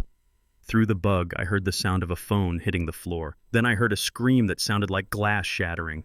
"We are ruined," Tiffany wailed. "We are ruined." I reached out and turned off the audio feed. I stood up. I buttoned my jacket. "Thank you, Saul," I said. "My pleasure," Saul replied. "But you know, this is just the first wave. They are going to come for you. They are going to come to the construction site. They are going to try to physically intimidate you." "I know," I said. I walked to the door. I put my hand on the knob. "Let them come," I said. "I built that house, Saul. I know every nail. I know every shadow. And I know exactly where the trap door is." I left the office. I took the elevator down. I had emptied their pockets. Now I had to empty their hope. I drove to the hardware store. I needed a few things: heavy-duty locks, chains, and a new sign for the front gate. Because when they showed up to scream at me, I wanted to make sure they understood exactly what kind of property they were standing on. The bank account was empty. But the basement was full of surprises. They returned to the construction site the next day like a virus that refuses to be flushed out. I was up on a scaffold installing the tongue-and-groove ceiling in what was supposed to be the library. The smell of cedar filled the air, clean and sharp. It was the only thing keeping me calm. Down below, the gravel crunched under the tires of the G-Wagon. Tiffany stepped out. She was not wearing her construction boots today. She was wearing stilettos again, defying the mud and the laws of physics. Andre trailed behind her, looking like a man who had just survived a firing squad only to be told he had to go back for a second round. They walked into the main hall. The space was vast. I had designed it to be a communal gathering space, a place for workshops and town halls. Tiffany saw it as her throne room. She looked around at the white oak paneling I had spent the last week installing. It was beautiful wood, locally sourced, sustainable, solid. "Tear it down," she said. Her voice echoed in the empty space. I climbed down the ladder slowly. I hooked my hammer into my belt. "Excuse me," I said. "Tear it all down, Thad," she repeated, waving her hand dismissively at my work. "It is too rustic, too peasant. I had a vision last night. I realized why I was so unhappy with this place. It smells like a cabin. I am not a lumberjack, Thad. I am a queen." She pulled a tablet out of her bag and shoved it in my face. On the screen was a photo of a palace in Dubai, floors made of black marble, walls covered in dark exotic wood that shone like glass.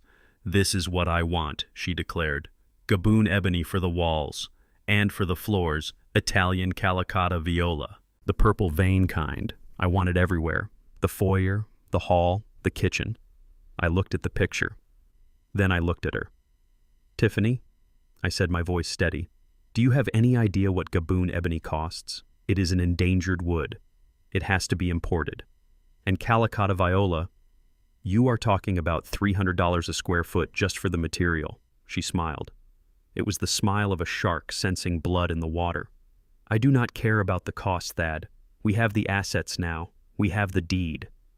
And thanks to your little banking error yesterday, we are going to leverage the property value. I already called a supplier, High-End Imports. They are on their way." She checked her diamond-encrusted watch. In fact, they should be here any minute. Andre made a choking sound in the back of his throat. He knew. He knew the bank accounts were empty. He knew the credit cards were dead. He knew they were standing on a financial landmine. "Tiff," he whispered, tugging on her sleeve. "Maybe we should stick to the budget. The oak is nice. It is paid for." "Shut up, Andre," she snapped. "You have no vision. This is why you failed at crypto. You think small." A heavy diesel engine roared outside. Air brakes hissed. Through the plastic-covered window openings, I saw a massive flatbed truck pull up. On the side, in gold letters, it said, "Luxury Stone and Timber." A man climbed out of the cab. He was huge. He looked like he ate concrete for breakfast. He was wearing a suit that was too tight across the chest, and he carried a clipboard like a weapon. This was Mr. Russo. I knew of him. He was not a supplier you messed with. He was the kind of supplier who put liens on your property before the cement was dry. Tiffany clapped her hands. "Oh, perfect. Go let him in, Thad, and try not to look so pathetic." I walked to the door. Russo met me at the threshold. He looked me up and down, taking in my dusty overalls and my work boots. Then he looked past me to Tiffany. "Delivery for more," Russo grunted.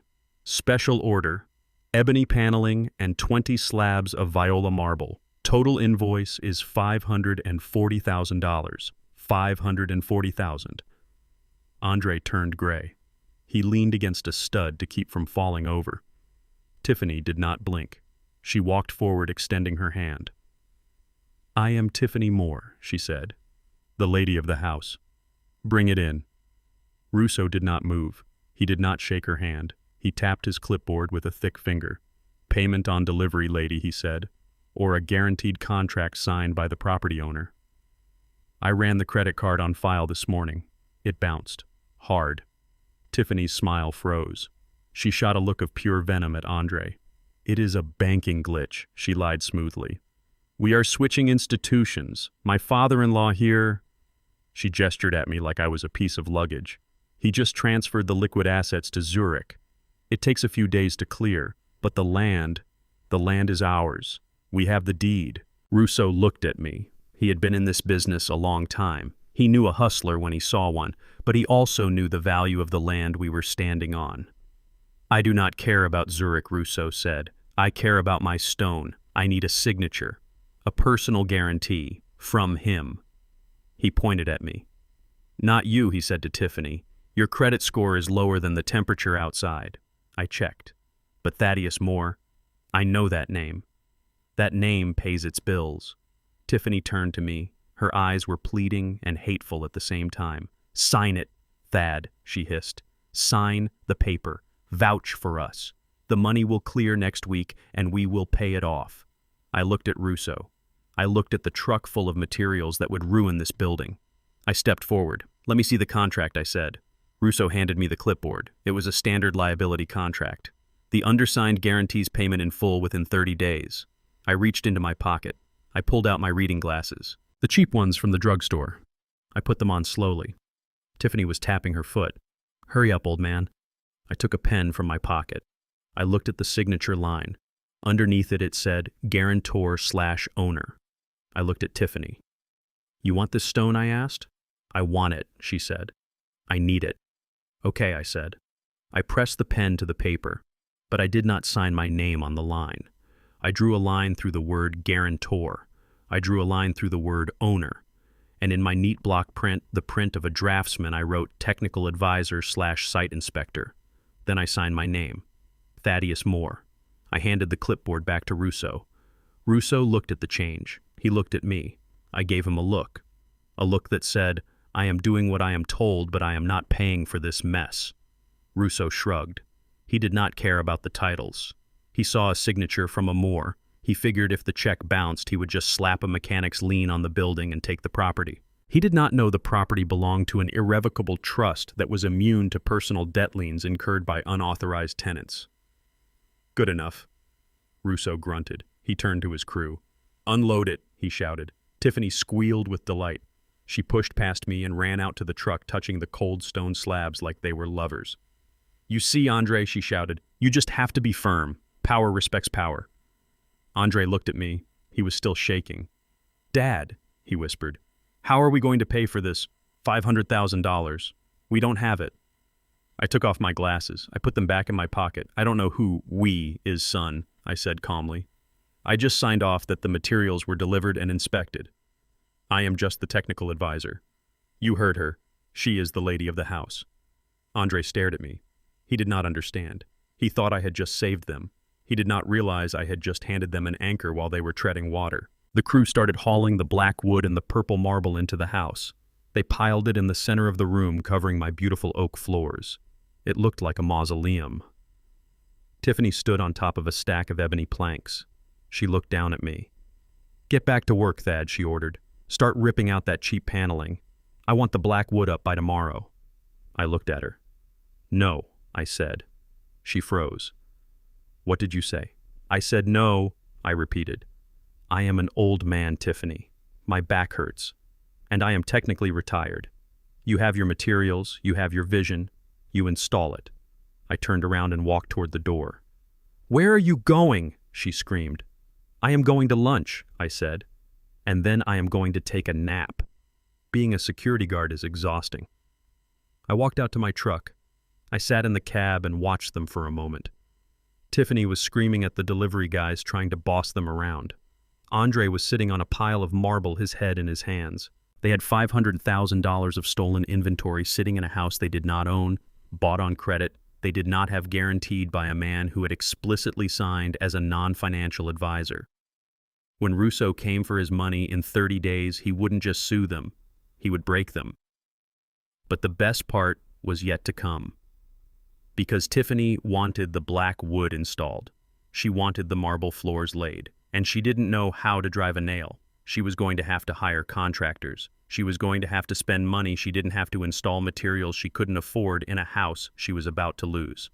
I started the truck. I drove to the hardware store.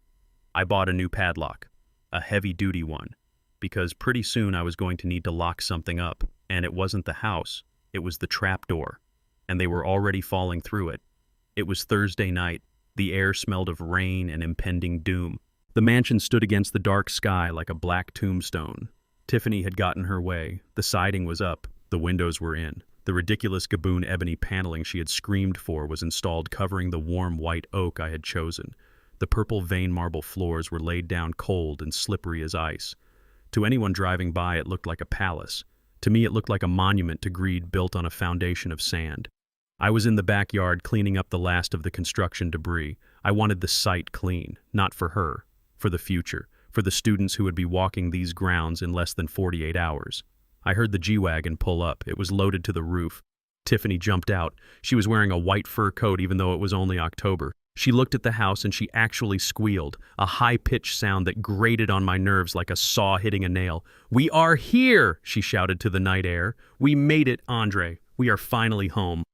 Andre climbed out of the driver's side. He looked exhausted. He was carrying a box of champagne. He looked at the house, but he did not smile. He looked at it with the wary expression of a man who knows he has bought something he cannot afford to keep. They walked up the steps. Tiffany unlocked the front door with the key I had given her, the key that only worked on the front door lock and nothing else. I walked around to the front, wiping my hands on a rag. I needed to get my tool belt, which I had left on the porch railing. When I got there, I saw them. 3 black, heavy-duty trash bags were sitting on the gravel right at the bottom of the stairs. They were wet from the damp ground. One of them had a tear in the side, and I could see the sleeve of my favorite flannel shirt poking out. I stopped. I looked at the bags. I looked up at the porch. Tiffany was standing there looking down at me. She had a glass of champagne in her hand. "What is this?" I asked, pointing to the bags. "That is your room, Thad," she said, taking a sip. "We cleared out the guest room. I need it for my shoe collection, and honestly, your old clothes smell like sawdust and sweat." I did not want them stinking up my new house. My clothes, my work boots, the few pictures of Beatrice I had kept out, all of it stuffed into garbage bags and thrown in the dirt. "So I am sleeping on the porch?" I asked, my voice flat. "Don't be silly," she laughed. "You are sleeping in the shed. You know, the one out back where you keep the lawnmower? It has a roof. It is dry. It is perfect for you." She leaned over the railing, her white coat gleaming under the porch lights. "Just for a few days, Thad. Until Monday. I got the call today. A bed opened up at Green Meadows. They are coming to collect you Monday morning, so you just have to camp out for the weekend. Think of it as an adventure, like Boy Scouts." She threw something at me. It flashed in the light and landed in the mud next to the trash bags. It was a sleeping bag, a cheap, thin one. "There you go," she said. "Now grab your trash and get out of sight. I have friends coming over later to christen the house, and I do not want them seeing a hobo on my front lawn." I looked at the sleeping bag. I looked at the trash bags holding 60 years of my life. I looked at Andre. He was standing in the doorway behind her. He was holding the champagne bottle. He was looking at the bags, too. "Andre," I said. My voice was not loud, but it carried. "Is this how it ends, son? You are putting your father in a shed." Andre looked at Tiffany. She did not even turn around. She just held out her glass for a refill. He stepped forward. He poured the champagne. His hand was shaking so bad the bottle clinked against the glass. "It is just for the weekend, Dad," he mumbled, not looking at me. It is warm in the shed. And Green Meadows they say it is nice." He was lying. He knew it was a hellhole. He knew the shed was freezing. But he was too weak to fight. He had surrendered his spine along with his dignity. "Okay," I said. Tiffany blinked. She expected a fight.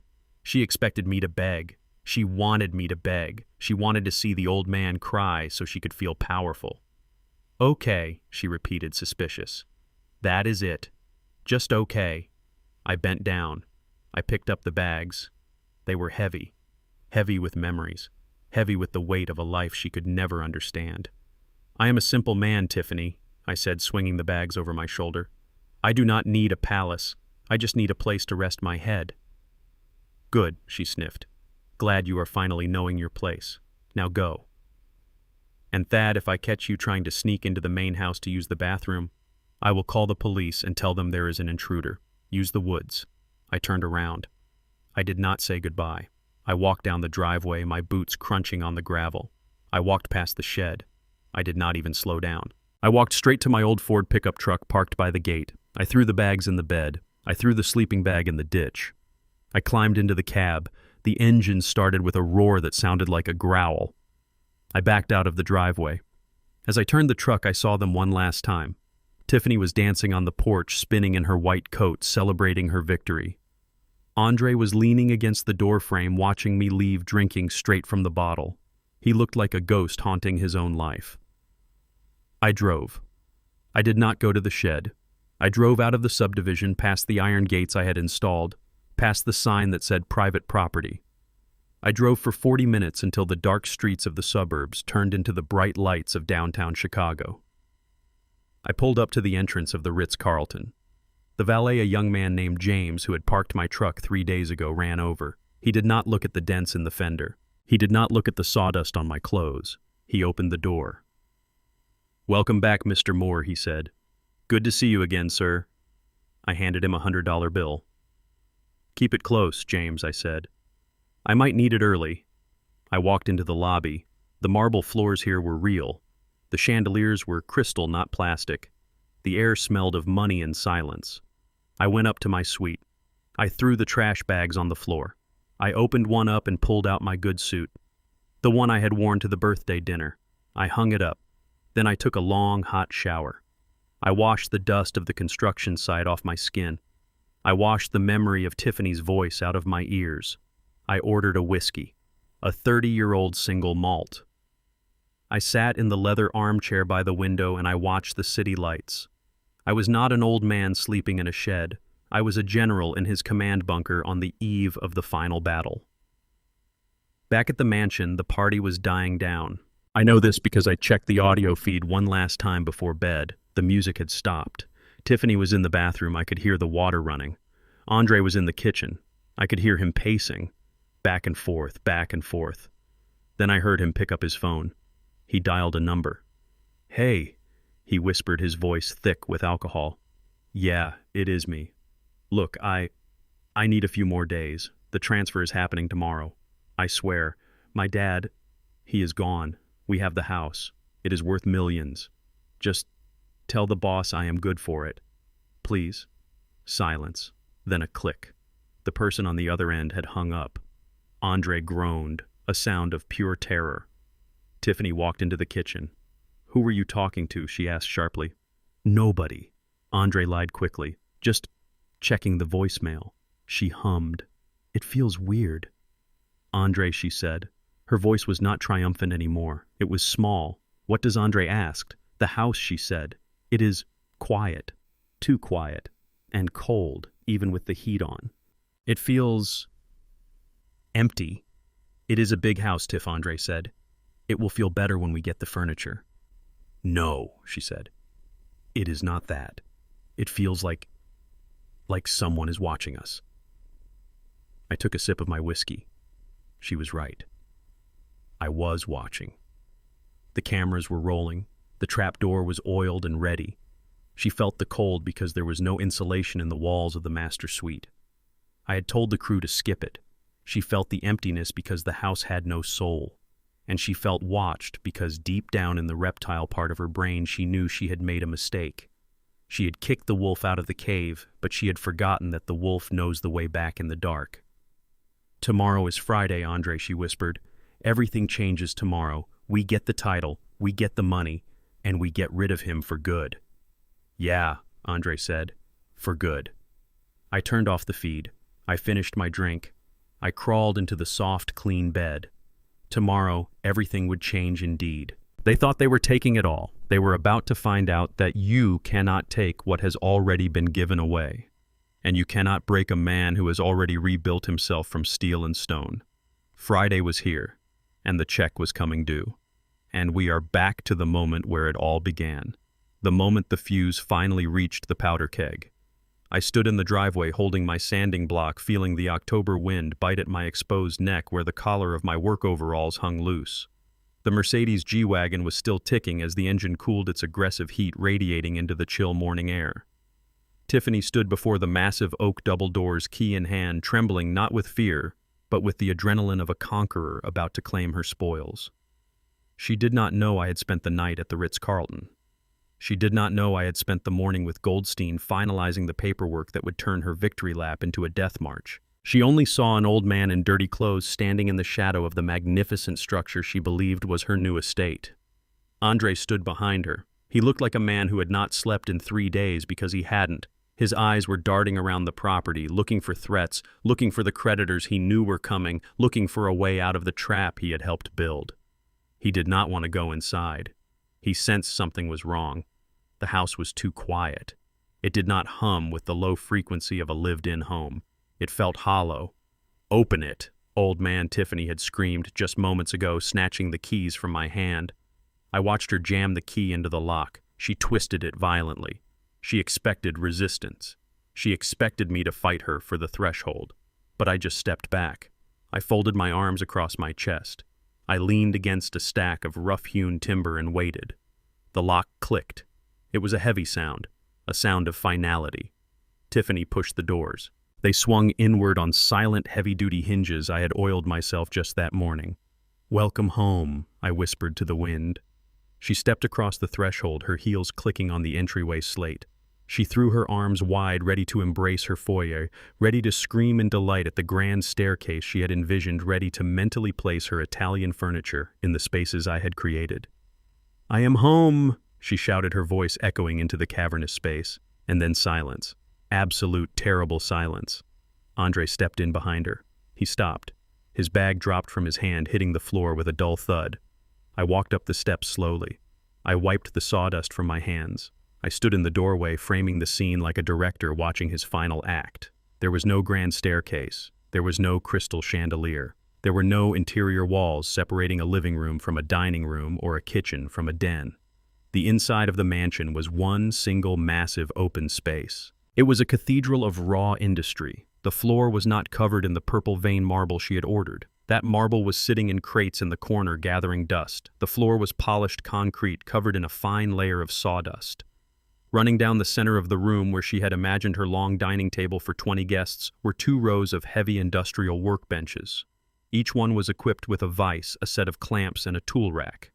Along the walls where she had pictured her art collection hanging were stations: a band saw, a drill press, a planer, a joiner. Industrial-grade machinery bolted to the floor, wired into the heavy conduit that ran exposed along the ceiling. The smell was not of lavender and expensive candles. It smelled of pine oil, lacquer, and hard work.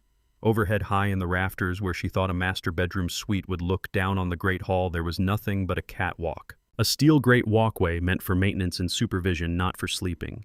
The gaboon ebony paneling she had screamed for, the wood that cost more than a starter home, was there. But it was not on the walls. It was stacked neatly on pallet racks labeled material storage. It was raw inventory. Tiffany stood in the center of the room. She turned in a slow circle. Her brain was trying to reject what her eyes were seeing. She was looking for the walls. She was looking for the rooms. She was looking for the luxury. But all she saw was a factory, a workshop, a school. "Where is it?" she whispered. Her voice trembled. It bounced off the metal ductwork. She spun around to face me. Her eyes were wide, manic. "Where is the living room, Thad? Where is the kitchen? Where are the bedrooms?" I stepped inside. The sound of my boots on the concrete was loud and authoritative. "There are no bedrooms, Tiffany," I said calmly. "What do you mean there are no bedrooms?" she shrieked. "It is a 10,000 square foot house. It has to have bedrooms. It is a 10,000 square foot structure," I corrected. "It is not a house. I never said it was a house." "You assumed it was a house." I walked over to one of the workbenches. I ran my hand along the smooth maple top. It was good, solid work. "You see," I continued while she hyperventilated in the center of the room. "When you demanded I build this place, you never looked at the blueprints. You never asked about the zoning. You just saw the size. You saw the exterior. You saw a mansion, because that is what you wanted to see." Andre walked over to a wall where a row of safety goggles hung on hooks. He touched them like they were alien artifacts. "Dad," he said, his voice hollow. "What is this place?" I looked at him. I looked at the son who had tried to sell me out for a gambling debt. "It is a workshop, Andre," I said. "A training center." Tiffany finally snapped. The shock wore off, and the rage took over. She ran at me.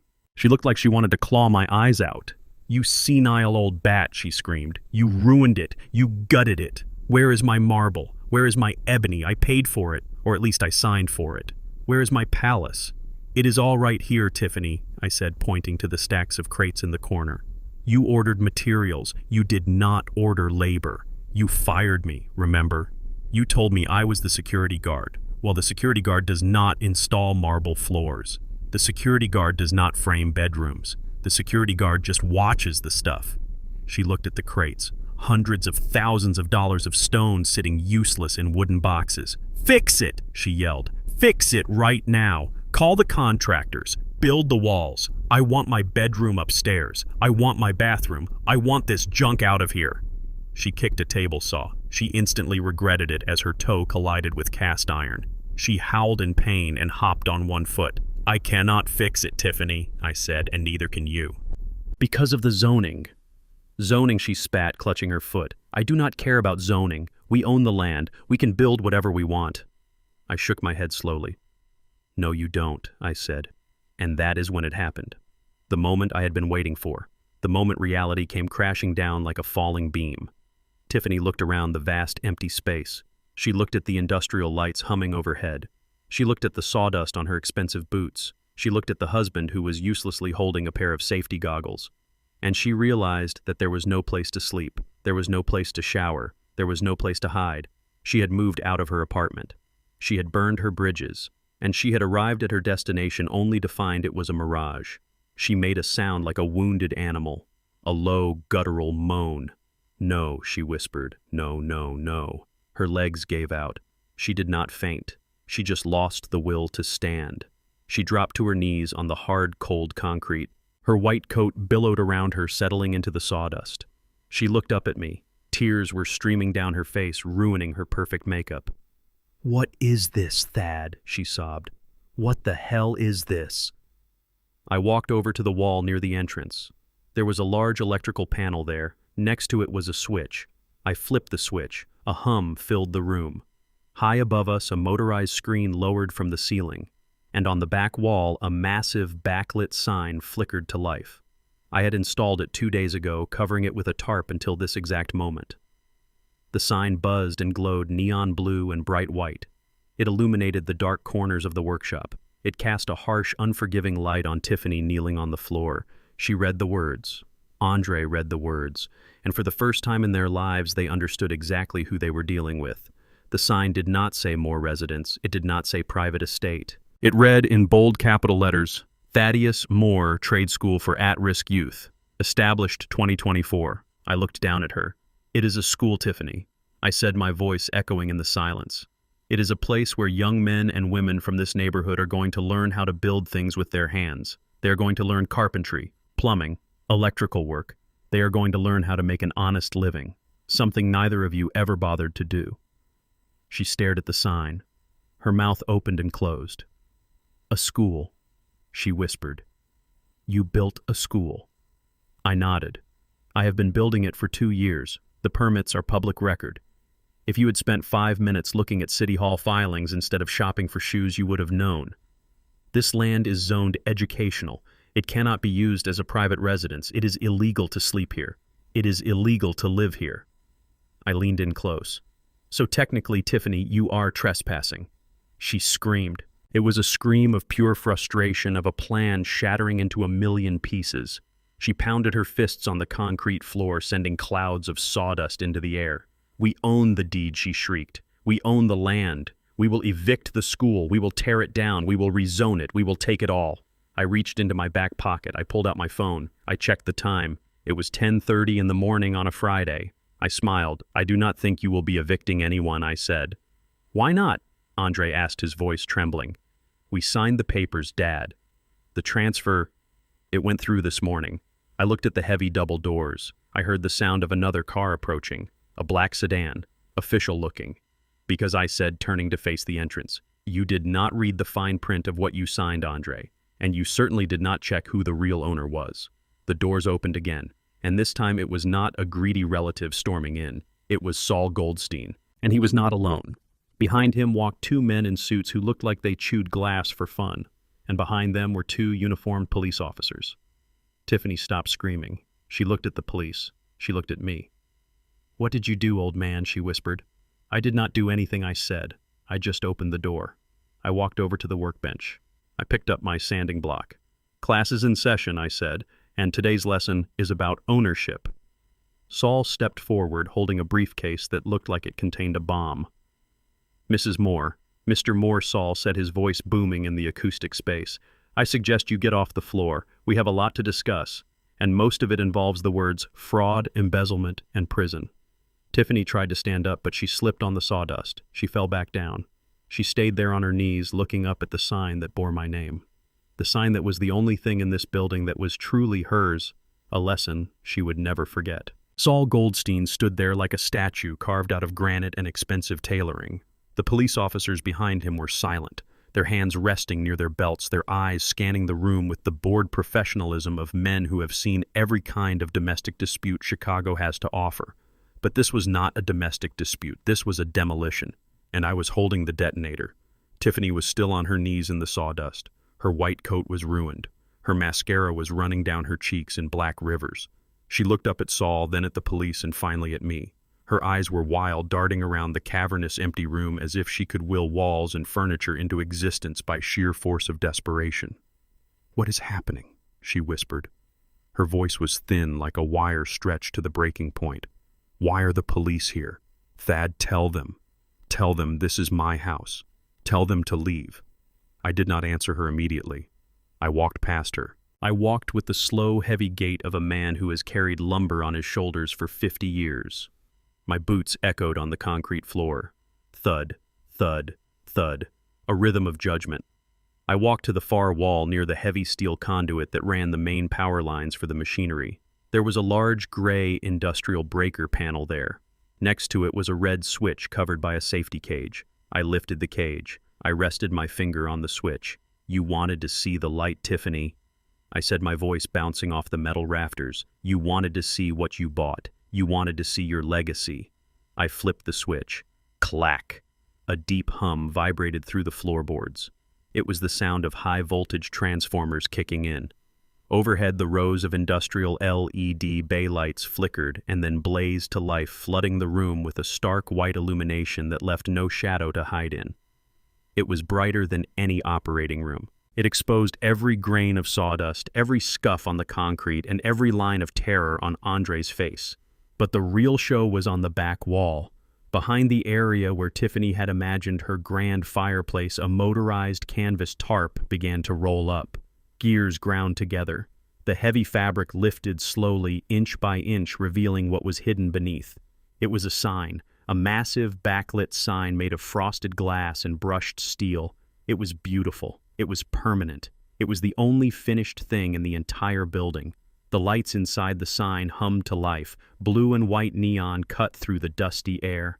Thaddeus Moore Trade School for At-Risk Youth, established 2024. Building futures, one nail at a time. I turned around to face them. I stood framed by the sign, my name glowing in 3-foot-tall letters behind me. "This is not a house, Tiffany," I said. My voice was calm, cold, and absolute. "This is a school." Tiffany stared at the sign. She blinked once, twice, as if trying to clear a hallucination. She read the words. Her lips moved, forming the syllables, but no sound came out. A school, she choked out. "Yes," I said. "A trade school. A place where kids from the South Side, kids who grew up with nothing, kids like I used to be, can come and learn a skill. Carpentry, welding, plumbing, HVAC. A place where they can learn to build a life with their hands instead of trying to steal one with lies." I walked over to one of the workbenches. I ran my hand over the vice grip bolted to the edge. "Did you never wonder why the outlets are 220 volts, Andre?" I asked my son. "Did you never wonder why there is a ventilation system designed to suck up sawdust? Did you never wonder why there are no interior walls?" Andre looked at the ceiling. He looked at the heavy ductwork. He looked at the sign. His face went the color of old ash. I thought it was modern," he whispered. "I thought it was an open concept loft," Tiffany said. Tiffany said what she wanted to believe. I interrupted. Tiffany saw a big wooden building and her greed filled in the blanks. She saw a mansion because she thinks she deserves a mansion. She didn't see the reality because she has never looked at a blueprint in her life. I walked closer to them. I loomed over Tiffany, who was still kneeling, frozen in shock. "And here is the best part," I said, leaning down. "The part that really proves how blind you both are." I reached into the back pocket of my overalls and pulled out a folded piece of paper. It was orange, bright neon orange. It was weather-beaten and faded from the sun. I snapped it open and held it in front of her face. "This is the building permit, Tiffany." She recoiled as if I were holding a snake. "It has been stapled to the front gate for 6 months," I said. "Right next to the lock you cut. Right next to the sign you ignored. Every time you drove your G-Wagon onto this lot, you drove past this piece of paper." I pointed to the line at the top. "Permit type commercial/educational. Project description vocational training center. Applicant. The Beatrice Moore Memorial Trust. You never read it, did you?" I asked. "You were so busy picking out curtains and marble for a house that didn't exist that you never stopped to read the one piece of paper that told you exactly what this was." Tiffany grabbed the paper. She stared at it. Her hands were shaking so hard the paper rattled. "No," she gasped. "No. This is a trick. You changed it. You changed the permit. I did not change anything I said, taking the paper back. You just didn't care. You saw what you wanted to take and you tried to take it. But you cannot live in a school, Tiffany. It is a violation of zoning laws. It is a violation of the fire code. And it is a violation of common decency." I stood up straight. I looked at the police officers. I looked at Saul. "Officer," I said, "these people are trespassing on private commercial property. This is a construction site for a registered non-profit educational facility. They have broken locks. They have moved in personal belongings, and they are refusing to leave." One of the officers stepped forward. He was a big man with a kind face, but eyes that didn't miss a thing. He looked at the sign. He looked at the workbenches. He looked at Tiffany on the floor. "Ma'am," the officer said, his voice heavy with authority, "you need to stand up. You cannot stay here. This is not a residence." Tiffany scrambled to her feet. She slipped on the sawdust and grabbed Andre's arm to steady herself. Her nails dug into his suit jacket. "We own this," she screamed, pointing at me. "We own the land." He signed it over. "We have the deed. It doesn't matter if it's a school or a circus.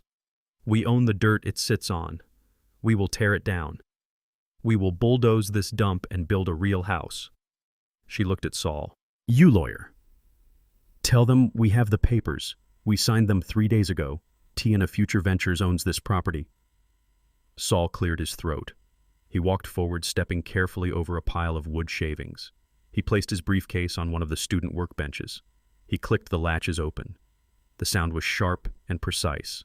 Mrs. Moore Saul said, his voice calm and patronizing. "Regarding the document you coerced my client into signing on Tuesday, the transfer of deed." "Yes," Tiffany shouted. "The transfer. It is legal. We filed it. You did file it." Saul agreed, or rather your attorney.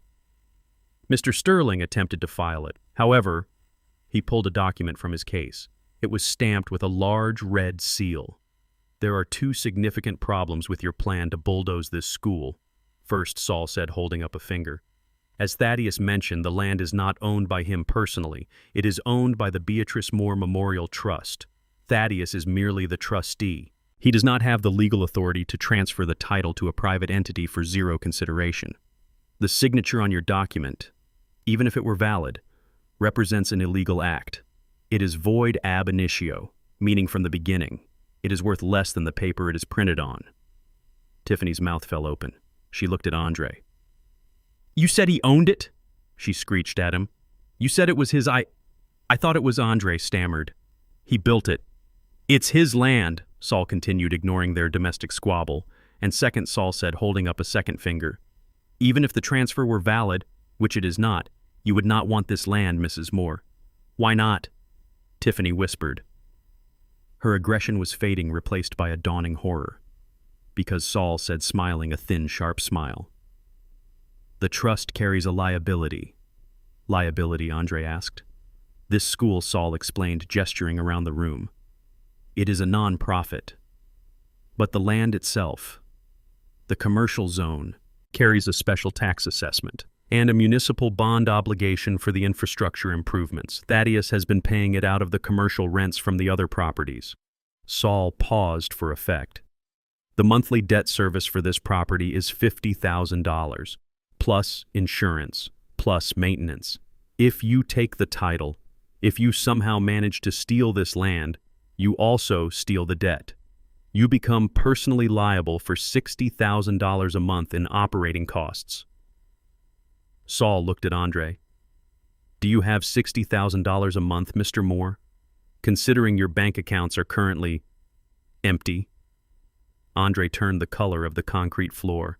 He swayed on his feet. $60,000, he wheezed. Tiffany looked at the sign. She looked at the workbenches. She looked at the expensive marble she had ordered, which was now sitting in a building she couldn't own on land she couldn't afford, surrounded by debt she couldn't pay. The realization hit her like a physical blow. The mansion was not an asset, it was an anchor, and she had chained herself to it. But the materials, she cried, grasping at straws, the marble, the ebony, I ordered them, I signed for them. Yes, I said, stepping back into the conversation. You did, or rather you tried to make me sign for them. But if you recall, I signed as a technical advisor. Not the owner. I pointed to the crates. Those materials were ordered by T&A Future Ventures. They were delivered to a site you do not own, which means, Tiffany, that you just donated $500,000 worth of luxury materials to my nonprofit school. I smiled. A cold, hard smile. Thank you for the donation. The students will have the fanciest bathroom floors in Chicago. We will put a little plaque up in the latrine, donated by Tiffany Moore. Tiffany stared at me. Her eyes rolled back in her head, her knees buckled. This time she did not catch herself. She hit the floor hard. She collapsed into a heap of white faux fur in despair. Andre did not help her. He stood there frozen, staring at the neon sign that buzzed overhead. Building Futures. He read aloud, his voice cracking. He looked at me. You built a school, Dad, instead of a house for us? I looked at him. I saw the weakness. I saw the greed. I built a future for kids who actually want to work, Andre, I said. I built a legacy. You wanted a handout. I turned to the police officer. Officer, I said, please remove these trespassers from the school grounds. Class starts on Monday, and I need to sweep up the trash. The officer nodded. He stepped toward Tiffany, who was sobbing into the sawdust. Ma'am, let's go, the officer said, reaching for her arm. But the nightmare wasn't over for them yet, because as the officer pulled Tiffany to her feet, another car pulled into the driveway. A black SUV with tinted windows, and the men who stepped out of it were not police. They were not lawyers. They were the people Andre owed money to. And they looked very, very impatient. I looked at Saul. Saul looked at me. Class is dismissed, I said, but the final exam is just beginning. Tiffany did not go quietly. As the officer gripped her arm, she shook him off with a violent jerk. She reached into her handbag, her fingers clawing past lipstick and credit cards until she found what she was looking for. The crumpled, sweat-stained document I had signed 3 days ago in my kitchen. She held it up like a talisman, waving it in the face of the police, in the face of Saul, in the face of God himself. I have the signature, she screamed, her voice cracking. Look at it.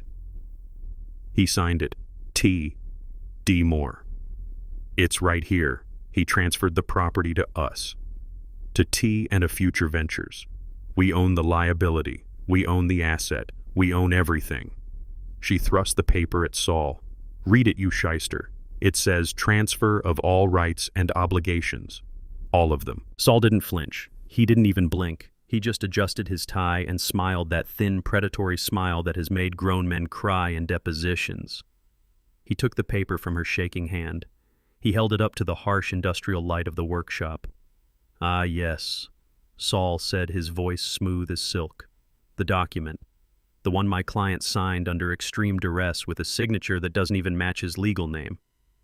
But let's set that aside for a moment, shall we?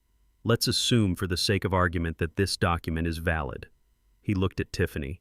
He looked at Andre, who was leaning against a workbench, looking like he wanted to dissolve into the floor. You are correct, Mrs. Moore, Saul said.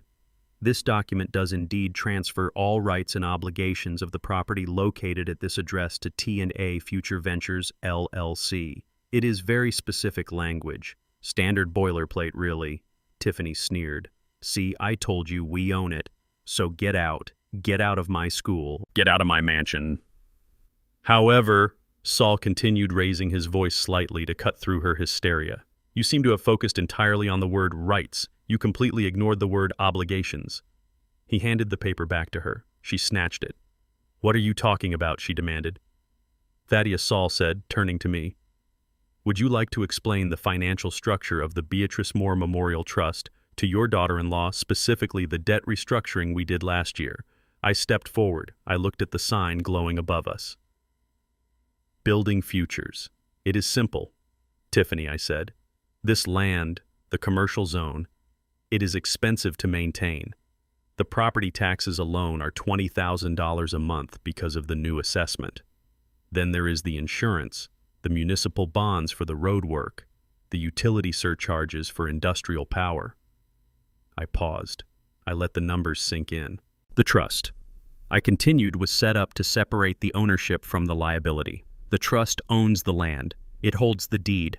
It is the beneficiary of the school's work. But the operating costs, the debts, Those are assigned to a separate entity, the entity that manages the property.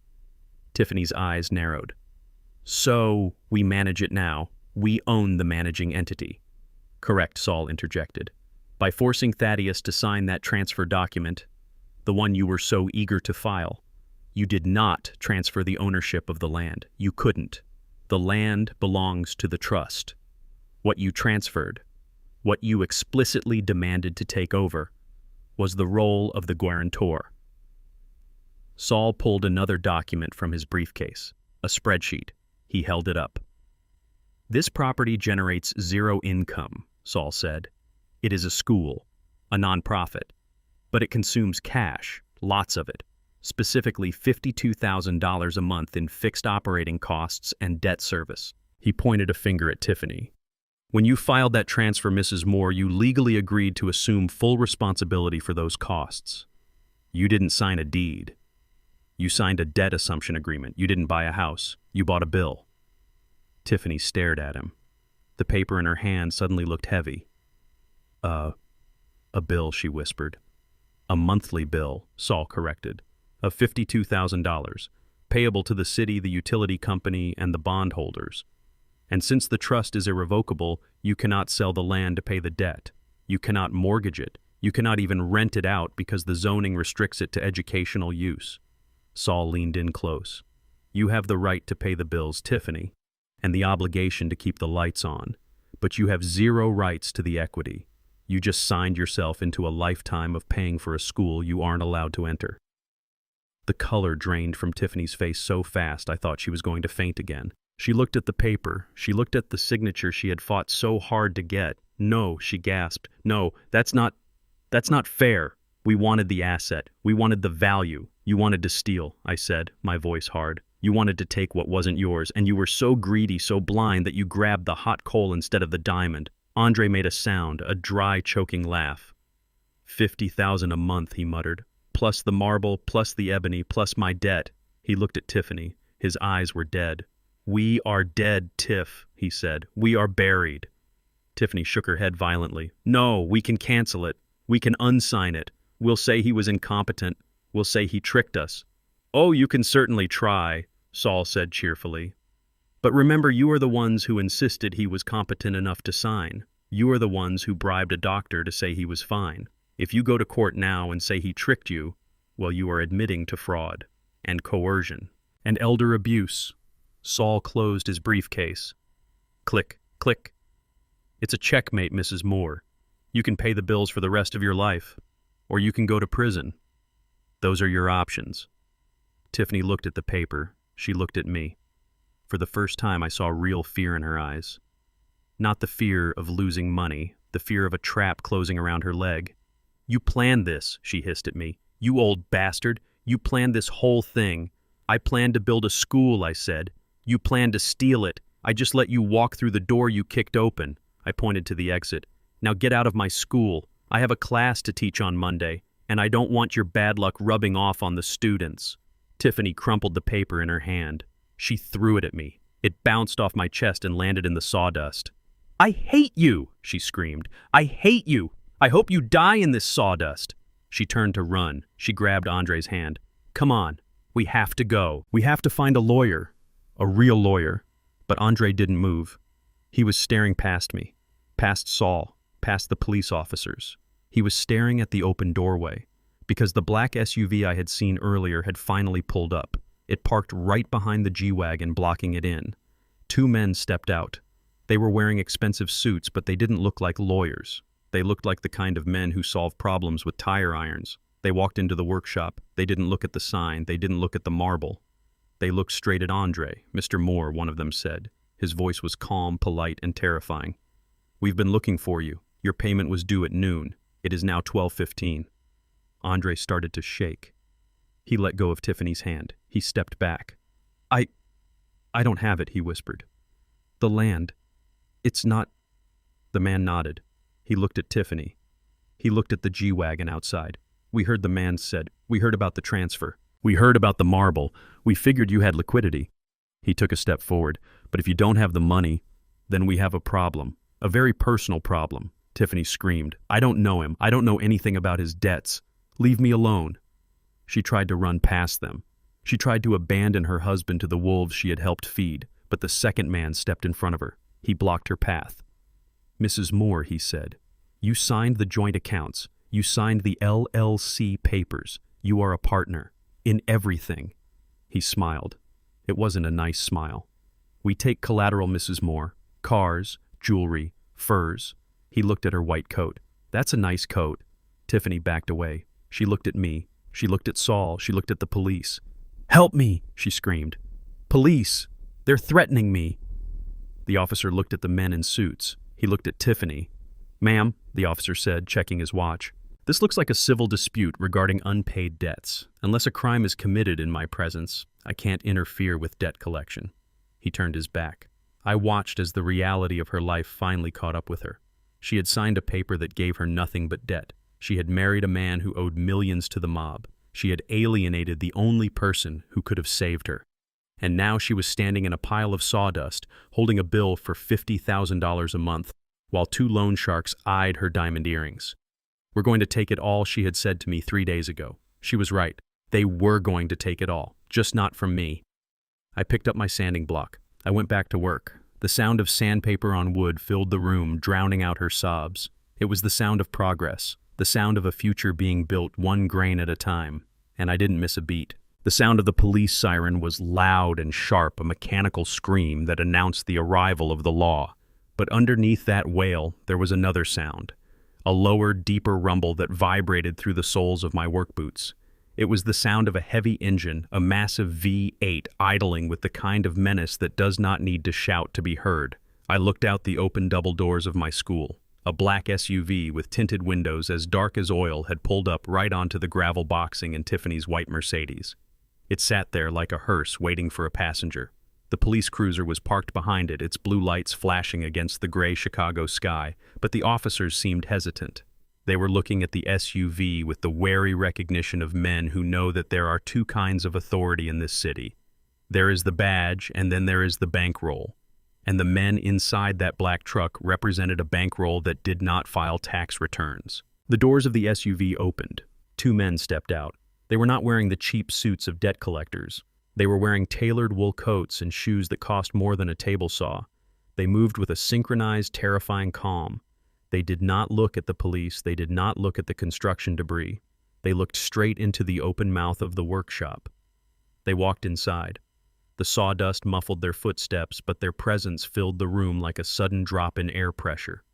The police officer who had been about to escort Tiffany out took a step back, his hand hovering near his belt but not drawing his weapon. He knew better. This was a civil matter turning into a street matter, and smart cops let the street sort itself out before they start writing reports. One of the men, the taller one with a scar running through his left eyebrow, stopped in the center of the room. He looked at the neon sign glowing on the wall. Thaddeus Moore Trade School. He read it slowly, his lips barely moving. Then he looked at the piles of expensive marble crates. Finally, his eyes landed on Andre. Andre was pressed against a workbench, his face the color of old newspaper. He was shaking so hard the tools hanging on the rack behind him were rattling. "Mr. Moore," the scarred man said. His voice was soft, polite, and absolutely lethal. "We have a contract. The deadline was noon. It is now 12:20. We are here for the asset." He gestured around the room with a gloved hand. "Your collateral," he said. "This mansion. We are here to take possession." Andre opened his mouth, but no sound came out. He looked like a fish drowning in air. Tiffany scrambled to her feet. She saw the men. She saw the expensive suits. She saw the danger. And in her twisted mind, she saw a lifeline. "Yes," she shouted, pointing a trembling finger at me. "Yes, take it. Take the house. We signed it over. It is his fault. The old man is trying to steal it back, but we have the papers. Take the house and let us go." She thought she could trade the building for her freedom. She thought she could pay off a blood debt with a building she did not own. The scarred man looked at Tiffany. He looked at her ruined coat and her desperate eyes. He did not smile. "We do not want the old man, Mrs. Moore," he said. "We want the deed. Andre told us he secured the title transfer this morning. We are here to collect the keys and the deed. That settles the $2 million. $2 million. Tiffany gasped. She looked at Andre. $2 million, she whispered. "You told me it was 200,000. Andre shrank into himself. He did not look at her. I stepped forward.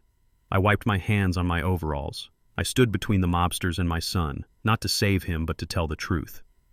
"Gentlemen," I said. My voice was steady. "I am Thaddeus Moore. This is my building." The scarred man looked at me. He assessed me. He saw the work boots. He saw the calloused hands. He saw a man who was not afraid. "Mr. Moore," he said with a nod of respect, "we have no quarrel with you. Your son pledged this property as collateral for a high-risk investment loan. He claimed ownership. If he does not own it, we have a problem." "He does not own it," Saul Goldstein said, stepping up beside me. Saul held his briefcase like a shield. He pulled out the trust documents. He pulled out the zoning permits. "This property is owned by an irrevocable charitable trust," Saul stated, his lawyer voice cutting through the tension. "It is zoned for educational use only. It cannot be sold. It cannot be lined. It cannot be used as collateral for personal gambling debts. Furthermore, any attempt to seize this property would trigger an immediate federal investigation into the assets of the seizing party, as this is a federally recognized nonprofit entity." Saul handed the documents to the scarred man. "It is a school, gentleman," Saul said. "You cannot foreclose on a charity. It is bad for business, and the IRS watches charities very closely." The scarred man read the papers. He read them quickly, his eyes scanning the legal jargon. He stopped at the zoning clause. He stopped at the federal tax ID number. He closed the folder. He handed it back to Saul. He turned to Andre. The politeness was gone from his face. It was replaced by a cold, dead stare that promised pain. "You lied to us, Andre," the man said. Andre whimpered. No, I didn't know. I thought my dad signed." "You sold us air," the man interrupted. "You pledged an asset you did not have. You wasted our time, and you insulted our intelligence." The man looked around the room. He looked at the marble. He looked at the ebony wood.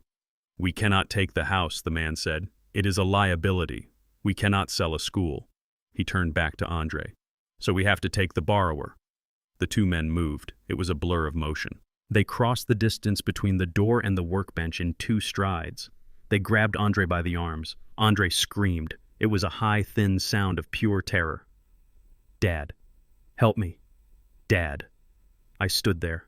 I watched the men drag my son away from the safety of the workbench. I watched his expensive Italian shoes skid across the sawdust-covered floor. I did not move. I did not raise a hand. "You made your bet, son," I whispered. "Now you have to cover it." Andre struggled. He kicked. He looked at the police officer. "Officer, help. They are kidnapping me." The officer took a step forward, his hand on his baton. "Hey!" the officer shouted. "You cannot just take him." The scarred man stopped. He looked at the officer. He smiled.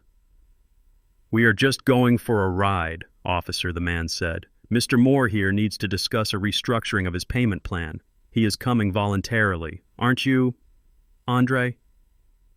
The man squeezed Andre's arm. I could hear the fabric of the suit jacket tearing. I could almost hear the bone creaking underneath.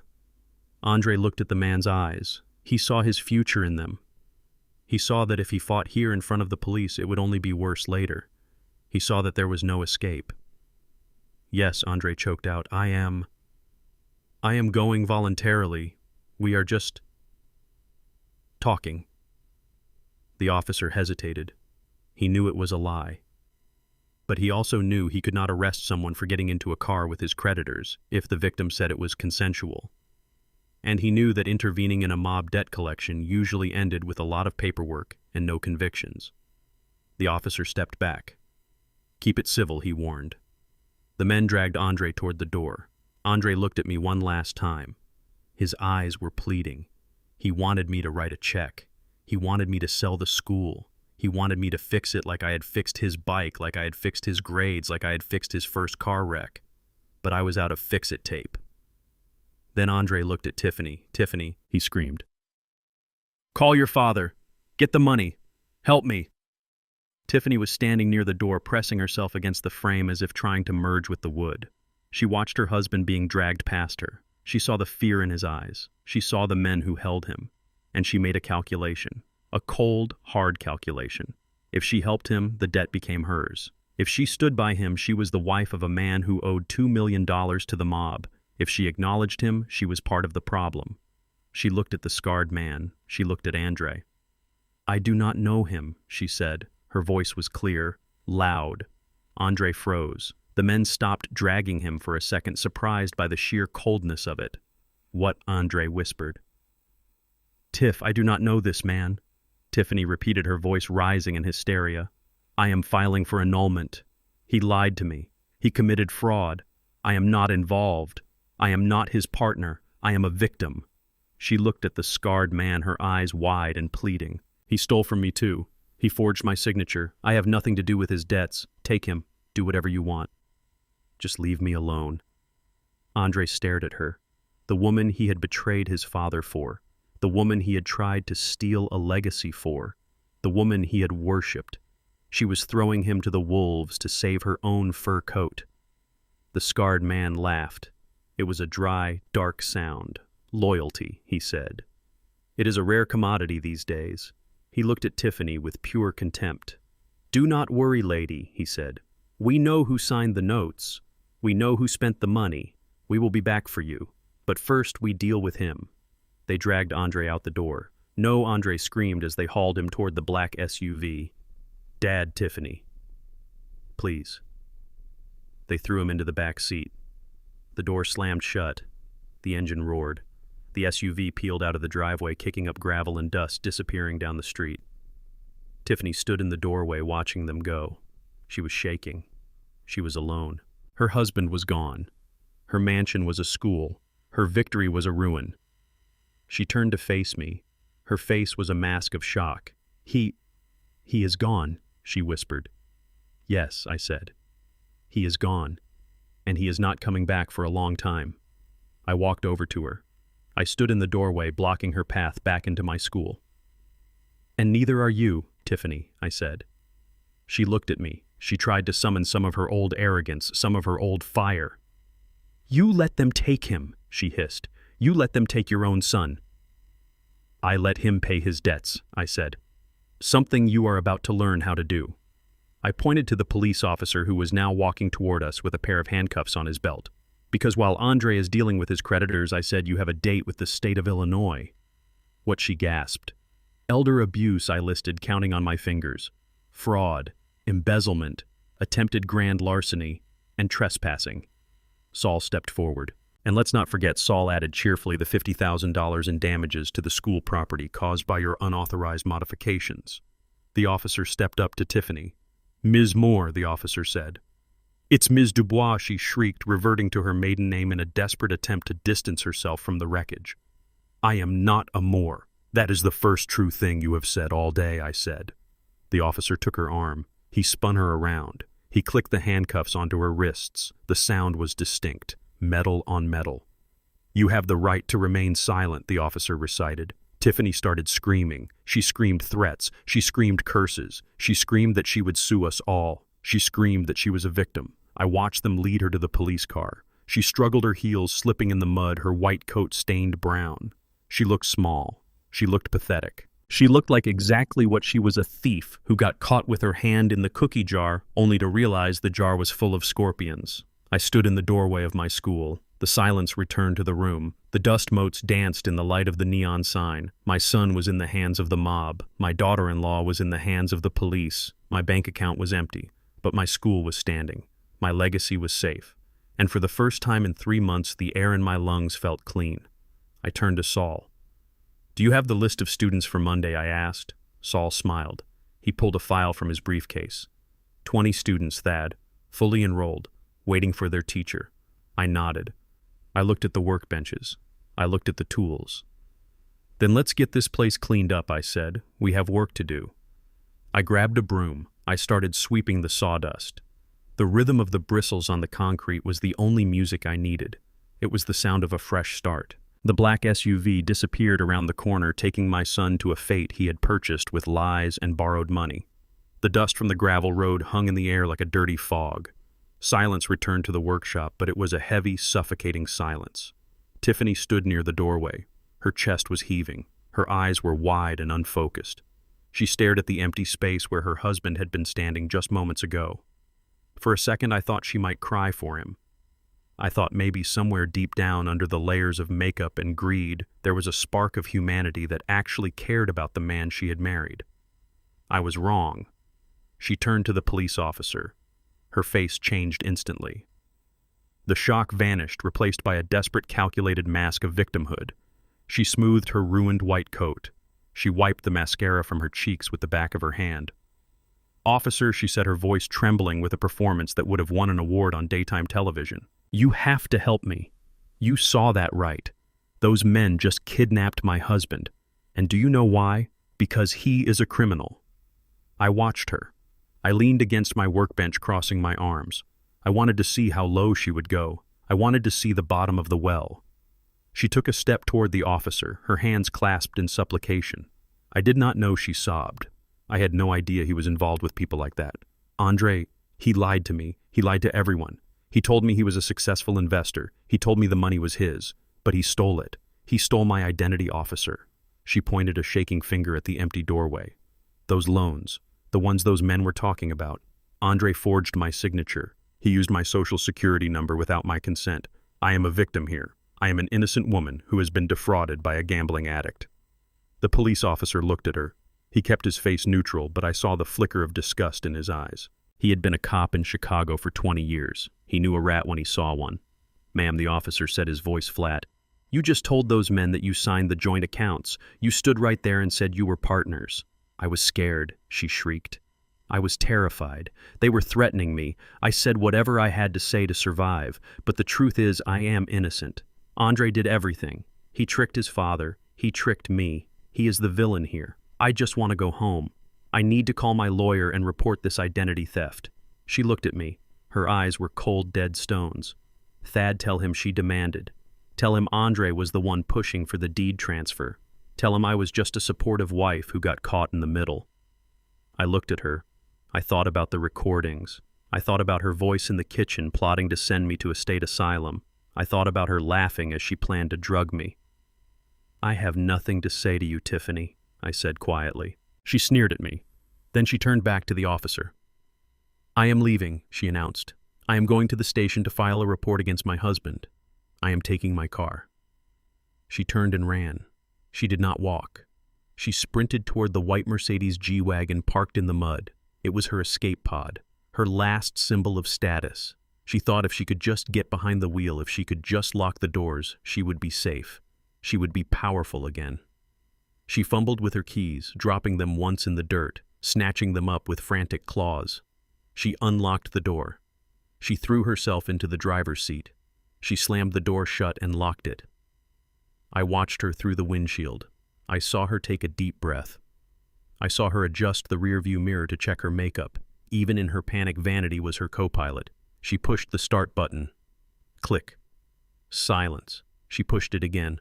Harder. Click. Nothing happened. The massive engine did not roar to life. The dashboard lights did not flicker.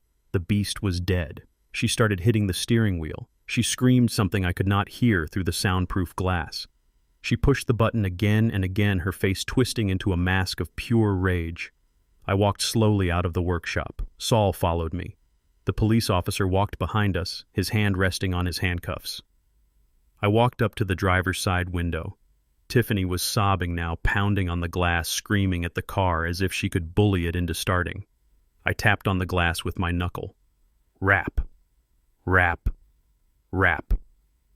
She froze. She looked at me. Her eyes were wild. "It won't start, Tiffany," I shouted through the glass. She rolled down the window just an inch.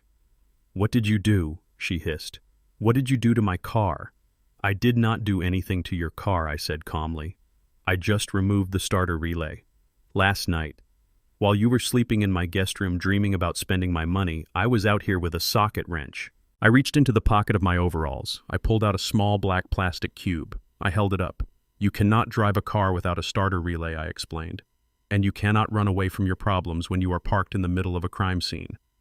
She stared at the part in my hand. The realization washed over her. I had taken away her house. I had taken away her money. And now I had taken away her legs. She was trapped. The police officer stepped up beside me. "Step out of the vehicle, ma'am," he said. "No!" she screamed, rolling the window up. "You cannot arrest me. I did nothing wrong. I am calling my father. I am calling the mayor." "Officer, the door is unlocked," Saul Goldstein said, stepping forward. He held up a key fob, a duplicate I had made weeks ago. Saul pressed the unlock button. The locks popped up with a cheerful chirp. The officer opened the door. "Get out, ma'am," the officer repeated, losing his patience. Tiffany grabbed the steering wheel. She clung to it like a drowning woman clinging to a piece of driftwood. "No," she shrieked, kicking at the officer. "Get away from me." The officer did not play games. He reached in, grabbed her arm, and pulled. She came out of the car in a tangle of limbs and faux fur, landing on the gravel on her knees. "Get off me!" she yelled, struggling. "This is assault. This is police brutality." Ms. Dubois Saul said, using her maiden name again, his voice cutting through her screams like a scalpel. "You are not being arrested for assault, although resisting arrest will certainly be added to the list." Saul opened his briefcase. He handed a thick file to the officer. "Officer, these are the affidavits and the digital evidence collected by myself and Mr. Moore's private investigator, Mr. Michael Vance." Big Mike stepped out from the shadows of the workshop. He had been there the whole time, watching, protecting. He nodded at Tiffany. "The file contains audio recordings of Ms. Dubois conspiring to commit elder abuse."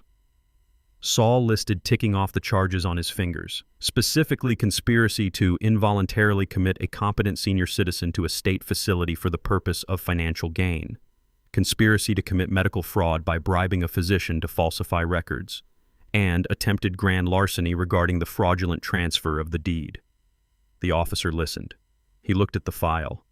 He looked at Tiffany, who was now panting in the dirt, her eyes darting around, looking for an escape that did not exist. "Tiffany Dubois," the officer said, pulling her hands behind her back. "You are under arrest." The sound of the handcuffs ratcheting shut was the sweetest sound I had heard in years. Click, click, tight. Tiffany froze. The cold metal on her wrists seemed to snap the last thread of her sanity. She realized the act was over. The victim card had expired, the rich socialite mask had shattered, and what was left underneath was ugly, pure unadulterated hate. She twisted her head around to look at me. Her face was contorted into a snarl that made her look like a feral dog.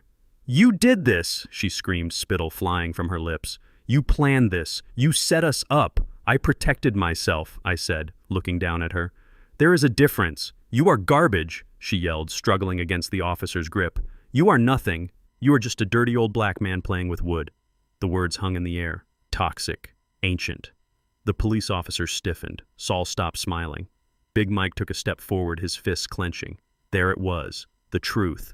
She did not just hate me because I was old. She did not just hate me because I was in the way. She hated me because she thought she was better than me.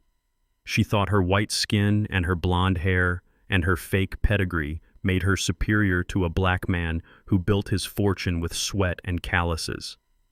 She had married my son, but she had never respected his blood. I looked at her. I did not feel anger. I felt pity. Pity for a soul so small it had to stand on the neck of another to feel tall. "Is that right, Tiffany?" I said, my voice low and steady.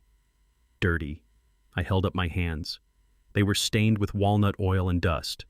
"These hands built the roof you slept under," I said. "These hands signed the checks that paid for your car. These hands built this school." "Dirt washes off, Tiffany, but that rot inside you, that is permanent." She screamed, a wordless sound of rage. She started kicking the police car. "Get her in the car," the officer said, disgusted. He shoved her into the back seat. She threw herself against the window, screaming racial slurs, screaming curses, screaming that she would kill us all. The officer slammed the door. He turned to me. He looked embarrassed. "Mr. Moore, I am sorry you had to hear that," he said. "Some people, they just do not know how to be human." "It is okay, officer," I said. "The trash always reveals itself before you throw it out." The officer got in the car. He turned on the lights. The cruiser pulled away, its tires crunching on the gravel, carrying Tiffany away from her mansion, away from her G-Wagon, away from the life she thought she deserved. I watched the car disappear down the road. I stood there in the driveway of my school. The G-Wagon sat there useless and dead, a monument to vanity. Saul walked up beside me. He put a hand on my shoulder. "It is done, Thad," he said. "The papers are filed. The restraining orders are in place. She won't get bail. Not with the flight risk and the fraud charges. She is gone. And Andre? I asked, looking at the empty road where the black SUV had vanished. Saul sighed. Andre is in the wind, Thad. Maybe the mob will scare him straight. Maybe they will put him to work. Or maybe... He did not finish the sentence. We both knew the other option. I looked at the school. The lights were still on inside, illuminating the workbenches. I saw Big Mike inside picking up a broom, starting to sweep the floor. He is not my problem anymore, I said. I have 20 students coming on Monday, Saul. Kids who need a chance. Kids who need a father figure who won't let them down. I have work to do. I turned my back on the road. I walked back into my school. The air smelled of wood. It smelled of clean, honest work. I walked over to the wall switch. I turned off the big neon sign. But I left the work lights on, because the darkness was over, and it was time to build. The police station was a sterile maze of fluorescent lights and the smell of stale coffee. It was a place where hope went to be processed and filed away in manila folders. I sat in a small interview room, my hands resting on the metal table. The handcuffs were gone from Andre's wrists, but he looked more imprisoned than ever. He was wearing a gray jumpsuit provided by the county because his expensive suit had been torn during his abduction. His face was bruised. His lip was split. The mob had been rough before the police intercepted the SUV 2 blocks away from the school, thanks to a tip from Big Mike. Andre was alive, but he was broken. He sat across from me, hunched over, looking at the table. He could not meet my eyes. He was shivering, not from cold, but from the kind of deep, bone-chilling fear that comes when you realize the safety net is gone. "Dad," he whispered. His voice was a rasp. "Thank you for coming. I knew you would come. I knew you would not leave me here." I did not smile. I did not reach out to touch his hand. I just looked at him. "I am here to say goodbye, Andre." He looked up then. His eyes were wide, bloodshot. "Goodbye." "What do you mean?"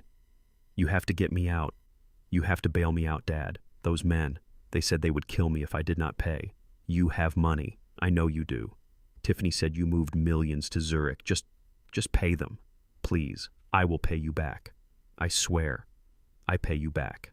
The eternal lie of the addict. The mantra of the son who never learned the value of a dollar because he always had his father's wallet. "There is no money for you, Andre," I said, my voice calm.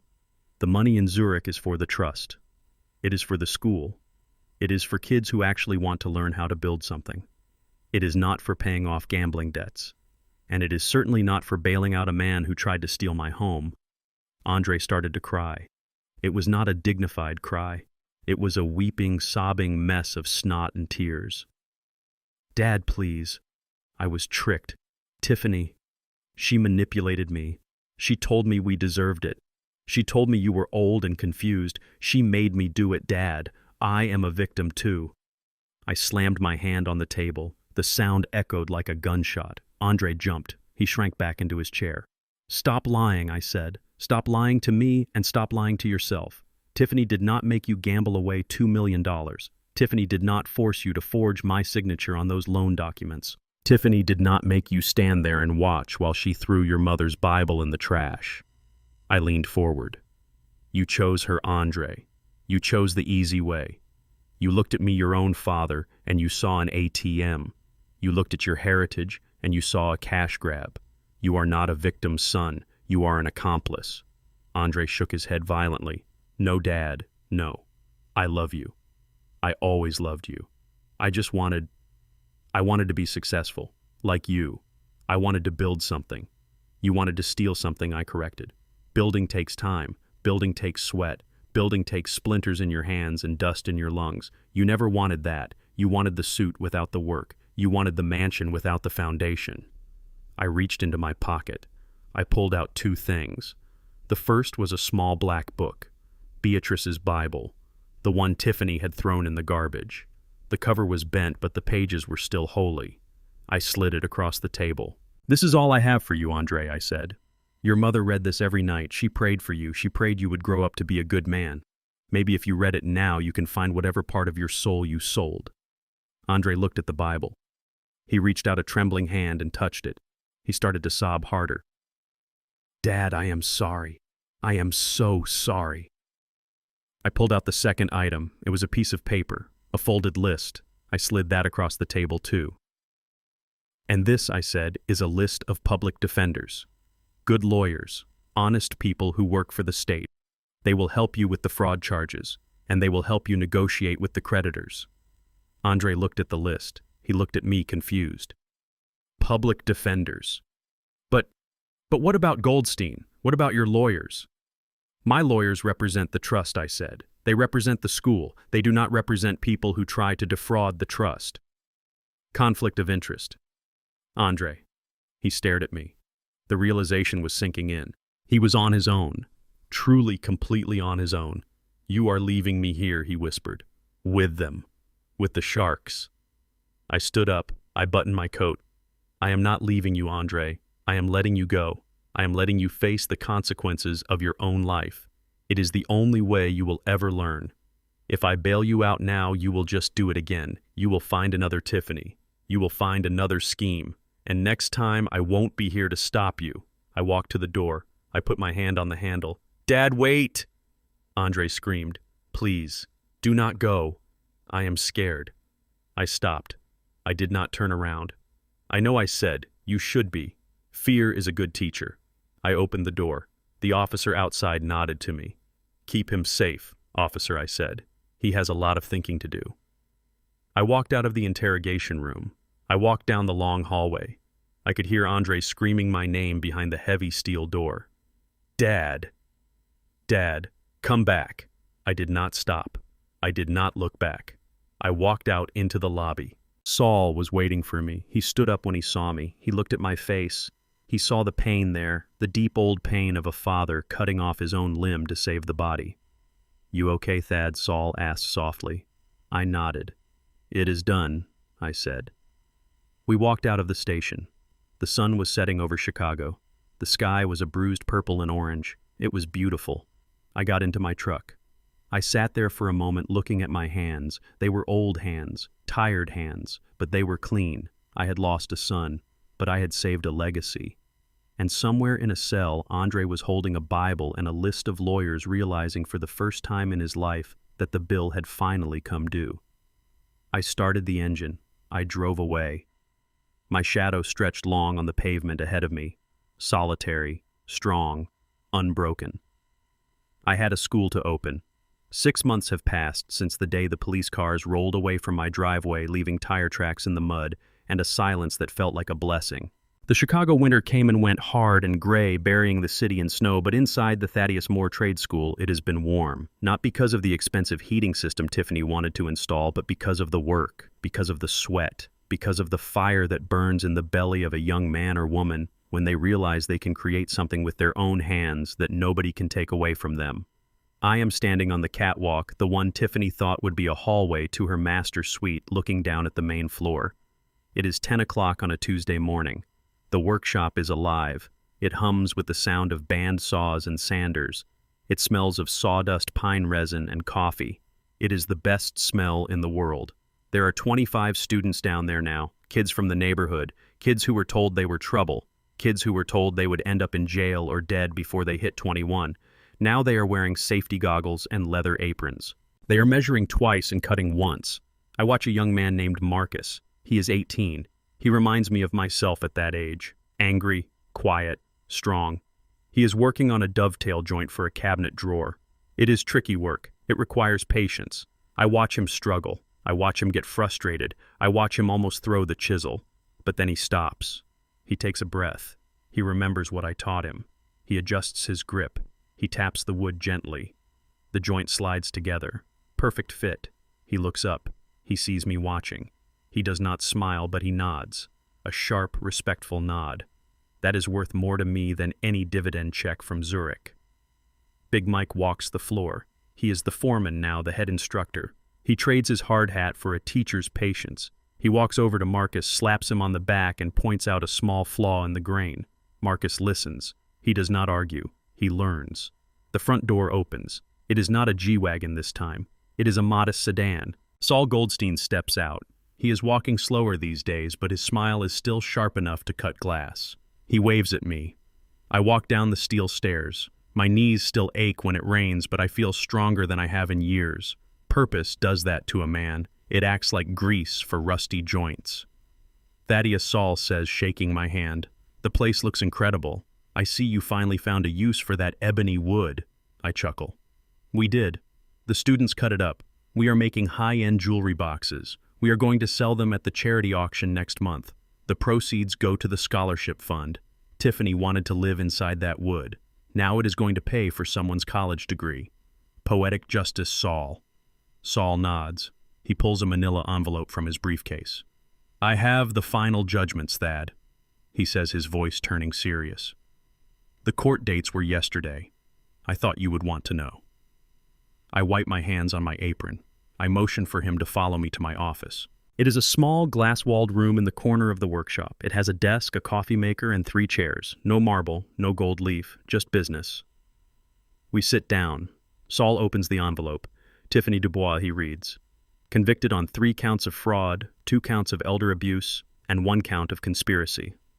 The judge was not amused by her performance in the courtroom. She tried to cry, she tried to faint, she even tried to fire her public defender mid-trial, claiming he was part of the conspiracy against her.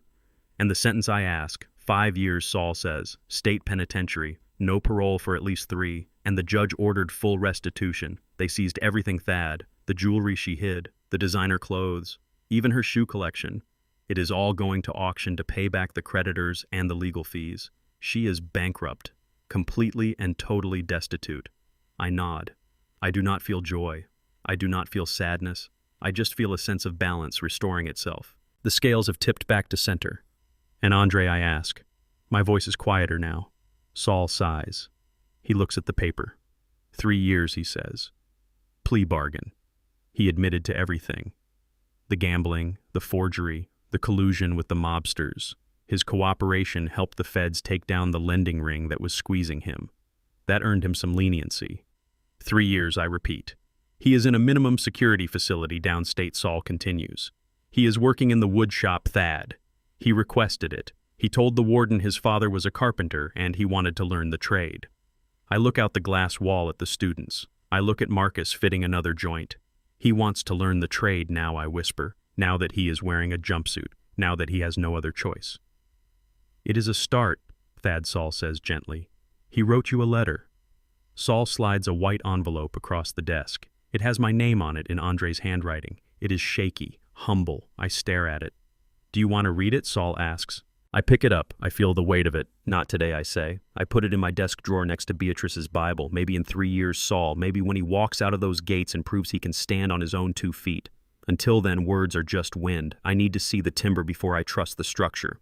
Saul nods understanding. He stands up. You are a hard man, Thaddeus Moore, he says. But he says it with respect. I am a builder, Saul, I reply. I know what happens when you build on a cracked foundation. You have to tear it down and start over. Andre is in the demolition phase. Let us see if he has the guts to pour the concrete when he gets out. Saul leaves. I watch him go. I walk back out onto the floor. The lunch whistle blows. The machinery winds down. The sudden silence is filled with the chatter of young voices. They are laughing. They are arguing about sports. They are alive. Big Mike walks over to me. He is holding 2 mugs of tea.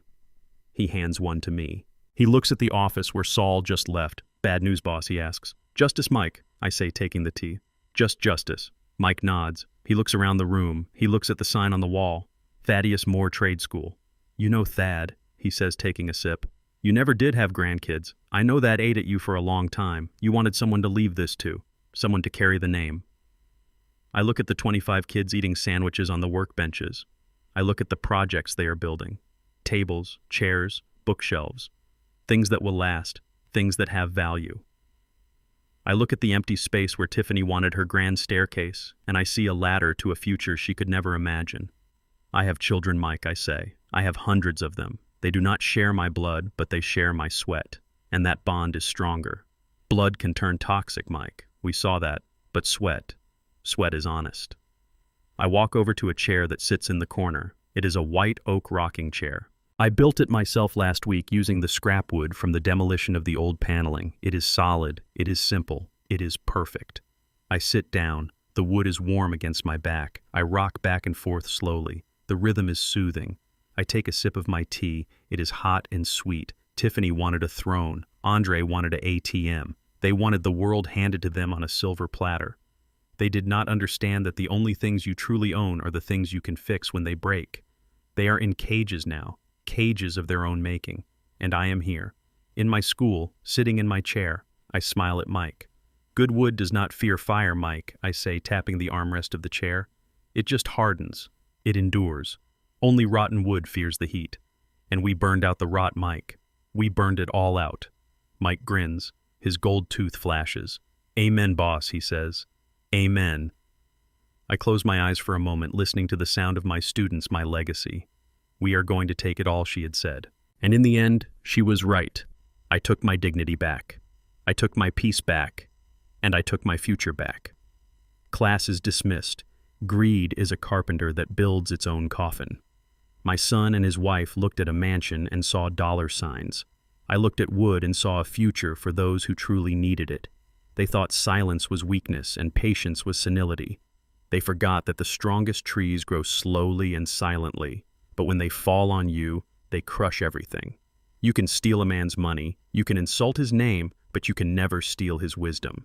In the end, they wanted to take it all, and they did. They took all the consequences. Did you enjoy this story of justice served? Let me know in the comments below where you are watching from. If you believe that integrity is worth more than gold, hit that like button and subscribe to the channel for more stories of the underestimated fighting back. See you in the next one.